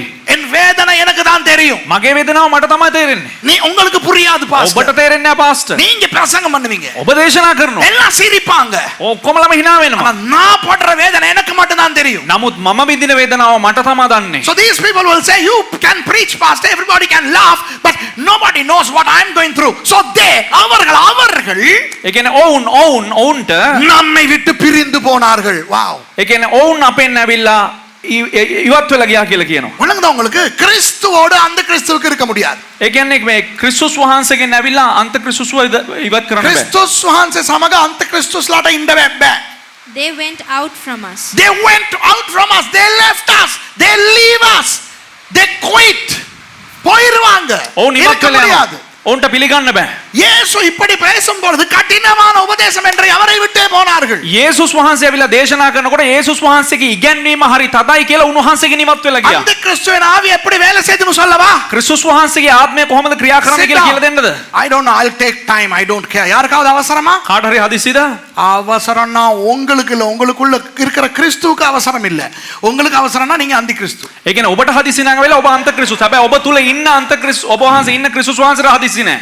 கவனிங்க, ஒரு விஷயம் நான் சொல்ல போறேன். එක විශයක් කියලා දෙන්න යනවා. இன்றைக்கு என்ன நடக்கிறது தெரியுமா? අද මොකක්ද දන්නවද සිද්ධ වෙන්නේ? இது நடக்குதா இல்லையான்னு சொல்லுங்க. මේක සිද්ධ වෙනවද නැද්ද කියලා කියන්න. தம்பி வா, யாராவது வா, எலும்பி வா. එන්න කවුරු එන්න ඉක්මනට එන්න. மிக்கேல் வா, ஓடி வா. ஹாய். என்ன பாருங்க, இன்றைக்கு சபையில நடக்கிறது. මේක අද සභාවේ සිද්ධ වෙන දේ. இல்ல இல்ல இப்படி இல்ல. சோகமா இல்லம்மா. எப்படி? දුකෙන් ඉන්න. தலைய தூக்க அப்பதான் அந்த சோகம் தெரியும். දුකෙන් ඉන්න. சரி. Now what is happening in the churches? දැන් මොකද්ද සභාවේ සිද්ධ වෙන්නේ? Brother, உங்களோட பிரச்சனையை சொல்லுங்க. සහෝදරයා වගේ ප්‍රශ්නේ කියන්න. Brother, tell me your problem. நீங்க சொல்லுங்க. ரொம்ப ஹர்ட்ல இருக்கேன். சொல்லுங்க சத்தமா மைக்குக்கு. ரொம்ப ஹர்ட் ஆகியிருக்கேன். හරියට දුකෙන් ඉන්නවා. I am hurt. Now pastor is doing. Brother, සහෝදරයා don't worry. God will take care of your hurt. கர்த்தர் உங்களுடைய வேதனையை பார்க்கிறார். ස්වාමීන් වහන්සේ ඔබේ වේදනාව දකිනවා. ஆண்டவரே, දෙවියන් වහන්සේ மகனை தொடும் ஐயா. පුත්‍රයා වතගසනු මැනව. வேதனையோடு வந்திருக்கிறார். වේදනාවෙන් පැමිණ සිටිනවා. Lord, ස්වාමීනි your child is so hurt. Only you realize his pain. உமக்கு மட்டும் தான் இவருடைய வேதனை தெரியும். ඔබට ආමසට විතරයි ඔබගේ වේදනාව දන්නේ. ஆறுதல் படுத்தும். ස්වාමීනි සැනසීම දෙන්න. தொடும். ස්පර්ශ කරන්න. அரவணையும். ස්වාමීන් වහන්සේ இதே இது ஒரு பொம்பளை புள்ளையா இருந்தா நல்ல ஒண்ணு உள்ளுக்குள்ள நினைச்சுக்கிட்டு இருப்பான். Lord, embrace your child. மகனே, prophesy. மகனே, පුත්‍රය கர்த்தர் சொல்லுகிறார். ස්වාමීන් වහන්සේ කියනවා. இந்த சுவாமி කියනවා. ස්වාමීන් වහන්සේ කියනවා. God is telling you from today that he is going to bless you. இன்றிலிருந்து உன்னை ஆசீர்வதிக்க போகிறார். අද ඉඳලා ස්වාමීන් වහන්සේ ඔබ ආශිර්වාද කරන්න යනවා. சந்தோஷமா இருக்கிறீங்களா? සන්තෝෂයෙන් ඉන්නවද? හලෙලූයා. ஹலோ, இதுதான் நடக்குது இன்னைக்கு. මේක තමයි අද සිද්ධ වෙන්නේ. ஊழியக்காரர்கள் සේවකයන් ஹர்ட் ஆகிறவர்களை වේදනාවට පත් වෙලා ඉන්න අය. நீங்க ஹர்ட் ஆகுனது நல்லது மாதிரி, அதனால இது ஒவ்வொரு நாளும் ஹர்ட்லயே வரும். ඒ කියන්නේ වේදනාව වෙන එක හොඳයි කියලා පෙන්නනවා. ඇවිල්ලා මේ වේදනාව විඳලා හැමදාම මෙහෙම එනවා. யோவான் இருந்திருந்தால் என்னுடைய இடத்திலே, යොහාන් මේ ස්ථානයේ ඉඳලා හිටියනම්. if it was John, you come with hurt. දැන් You are coming. ඔබ එනවා වේදනාව සමග. என்ன உங்களோட பிரச்சனை? මොකක්ද ඔබේ ප්‍රශ්නේ? ரொம்ப ஹர்ட் ஆகியிருக்கேன் பாஸ்டர். அந்திகிறிஸ்துவே, අන්ත ක්‍රිස්තුස්. you damn antichrist, how dare you get hurt? நீ எப்படி ஹர்ட் ஆக ඔබ முடியும்? කොහමද හර්ට් වෙන්න පුළුවන්? உனக்குள்ள கிறிஸ்து இருக்கிறாரா? ඔබ තුල ක්‍රිස්තුස් වහන්සේ ඉන්නවද? நான் இப்ப கேக்குறாரு, யோவான் கேக்குறாரு, உனக்குள்ள கிறிஸ்து இருக்கிறாரா? ඔබ තුල ක්‍රිස්තුස් වහන්සේ ඉන්නවද? ஞானஸ்நானத்தின் போது நீ மரித்து விட்டாயா? බෞතිස්ම වෙලාවේදී ඔබ මැරුණාද? அப்புறம் எப்படி நீ ஹர்ட் ஆகுவாய்? එහෙනම් කොහමද ඔබ හර්ට් වෙන්නේ? ஹர்ட் ஆக முடியாது. ඔබට වේදනාව நீ විඳින්න. ஹர்ட் ஆகுனதுக்கு மனம் திரும்பு. ඔබ වේදනාව වෙනවට වෙලා ඔබ පසුතැවිලි වෙන්න ඕන. You can't get hurt because it's Jesus who should get hurt. So you have become antichrist by receiving Christ's hurt on you. So you have to repent for being hurt. இன்னைக்கு யாராவது අද කවුරු හරි ஹர்ட் போட்டுக்காரங்க, thank you. ஹர்ட் ஆகுறவங்களுக்கு நீ hurt ஆகுனதுக்காக மனம் திரும்புன்னு சொல்லுவாங்களா? වේදනාව වින්දාට ඇවිල්ලා වේදනාව වෙනවට ඇවිල්ලා පසුතැවිලි වෙන්න කියලා කවුරු හරි කියලා දෙනවද? இல்ல என்ன சொல்லுவாங்க? මොනවද කියලා දෙන්නේ? ஐயோ உங்க வேதனையை கர்த்தர் அறிவார். අයියෝ ඔබේ වේදනාව ස්වාමීන් கர்த்தர் වහන්සේ. மேல இருந்து பார்க்கிறார். இவன் வேதனையை நான் அது ஏன் வேதனைன்னு நினைச்சுக்கிட்டு இருக்கேன். இவன் வேதனைப்படுறான். அட்டாந்தி கிறிஸ்து. ස්වාමීන් වහන්සේ උඩ ඉඳලා බලනවා මේකගේ වේදනාව කොහොමද කියලා මම වේදනාව විඳිනවා. අඩේ අන්තක්‍රිස්තුස් කියලා ස්වාමීන් වහන්සේ උඩ ඉඳලා බලනවා. You know, we cannot get hurt because it's Jesus who is in us. So don't try to get hurt. இப்போ எல்லாரும் என்ன தெரியுமா செய்ய போறோம்? දැන් ඔක්කොමලා මොනවද කරන්න යන්නේ? இந்த செய்தியை நான் இப்போ முடிக்க போறேன். அந்த வசனத்தை வாசி முடிச்சோன்னா முடிச்சிடுவேன். මේ පණිවිඩය ඇවිල්ලා මේ වචනේ කියවලා හමාර කර ගමන් අවසන් කරන්න. அதுக்கு பிறகு communion எடுக்க போறோம். ඊට පස්සේ අපි රාත්‍රී භෝජනෙට සහභාගී වෙන්න යනවා. Right after I read and finish the verse, I'm going to conclude and we are going to go for communion, before which we are going to repent. நாம் மனம் திரும்ப போகிறோம். අපි පසුතැවිලි වෙන්න යනවා. எதற்கு தெரியுமா? මොකේද දන්නවද? அந்தி கிறிஸ்துக்களை நம்ம வாழ்க்கையிலையும் வீடுகளையும் உட்கார வச்சிருக்கிறதுக்கு. අන්තක්‍රිස්තුස් අපේ ජීවිතේත් අපේ ගෙදරත් ඇවිල්ලා අපි වාඩි කරවලා තියන්නේ. எங்கேயோ இருக்கிற பாப்பாண்டவரும் டொனால்ட் ட்ரம்ப்பும் பிற்காலத்துல வர போற அந்தி கிறிஸ்துவும் அதுகளை விடுங்க, அது வர நேரம் வரட்டும். කවදාදෝ අර එන්න යන ඇවිල්ලා පාපුයි ඇවිල්ලා මේ ඩොනල්ඩ් ට්‍රම්ප්ුයි ඇවිල්ලා කවුදෝ අන්තිමේට එන්න යන අන්තක්‍රිස්තුයි ඒවා ඔක්කොම දැන් අතහරින්න. நம்மளே அந்தி கிறிஸ்துக்களா உட்கார்ந்துகிட்டு இருக்கோம். අපිම අන්තක්‍රිස්තුස් වගේ අසුන්ගෙන ඉන්නවා. Forget about the future antichrist, forget about the pope, forget about Donald Trump. Let's deal with the antichrists in our lives. சுயம் நான் எனக்கு வருகிற நல்லது கேட்டது எல்லாம் இது அந்தி கிறிஸ்து. ඒ කියන්නේ මම මට එන හොඳ නරක හැම දෙයක්ම මගේ සුව කැමැත්ත මේ හැම දෙයක්ම මේව තමයි අන්තක්‍රිස්තුස්. Anything that becomes mine is antichrist because I no longer live. It's Jesus. விளங்குதா உங்களுக்கு? තේරුණාද ඔබලට? வாசிங்க, வாசிப்போம் அந்த வசனத்தை. கீவம் So we are going to repent. இன்றைக்கு மனம் திரும்ப போறோம். අපි පසුතැවිලි වෙන්න යනවා. அவர்கள் நம்மை விட்டு பிரிந்து போனார்கள். verse 19. வாசிங்க. verse 19. But they were not of us. නමුත් ඔවුන් අපට අයිතිව සිටියේ නැත. ஆகிலும் அவர்கள் நம்முடையவர்களாக இருக்கவில்லை. நம்முடையவர்களாக இருந்தார்களானால் நம்முடனே நிலைத்திருப்பார்களே. வாவ். ඔවුන් අපට අයිතිව සිටියා නම් අප සමග පවතිනවා ඇත. නමුත් ඔවුන් සියල්ල For if they had been of us, they would no doubt have continued with us. ஆகவே ஆண்டவருடைய வார்த்தையோடு இருங்கள். එම නිසා விட்டு ஓட போகாதீங்க. விளங்குதா? එම නිසා ස්වාමීන් Don't වහන්සේගේ run වචන away සමග from the සිටින්න. word. எல்லாரும் நம்முடையவர்கள் அல்லவென்று வெளியாகும் படிக்கே பிரிந்து போனார்கள். නමුත් ඔවුන් සියල්ලම අපට අයිති නැති බව ප්‍රකාශ වෙන පිණිස ඔවුන් අපෙන් අහක්ව ගියෝය. But they went out that they might be made manifest that they were not all of us. Sadly, not many people want to hear messages like this today. இன்று இந்த மாதிரியான செய்திகள் நிறைய பேருக்கு கேட்க விருப்பம் இல்லை. අවසානවකට බොහෝ දෙනෙකුට ඇවිල්ලා මේ වගේ පණිවිඩ අද අහන්න කැමති නැහැ. ஏனென்றால் வேதனை நிறைந்த உலகம். ඒ කියන්නේ වේදනාවෙන් පිරුණා වූ ලෝකයක්. ஆண்டவரிடத்திலே ஆறுதல் ஆறுதல் ஆறுதல் என்று தான் வருகிறார். දෙවියන් වහන්සේ ගාවට එන්නේ සැනසීම සැනසීම සැනසීම අවශ්‍යයි කියලා. நமது ஆண்டவர் என்ன கற்றுக் கொடுக்கிறார் தெரியுமா? අපේ දෙවියන් වහන්සේ මොනවද දන්නද උගන්වන්නේ? நீ வேதனைப்படாதே. නුඹ වේදනාව විඳින්න එපා. ஏனென்றால் அது உன் வேதனை அல்ல.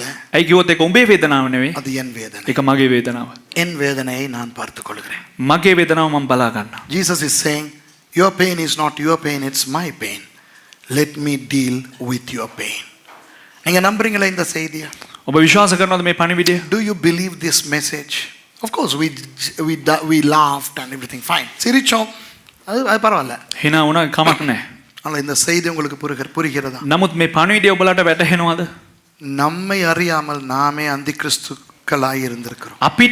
අපිටම දන්නේ නැතුව අපි අන්තක්‍රිස්තුස්ලා වෙලා ඉඳලා. எல்லாரும் எழும்பி இருப்போம். බිසිරු දෙනාම නැගී සිටින්න. Pastor Danny, musicல விடு.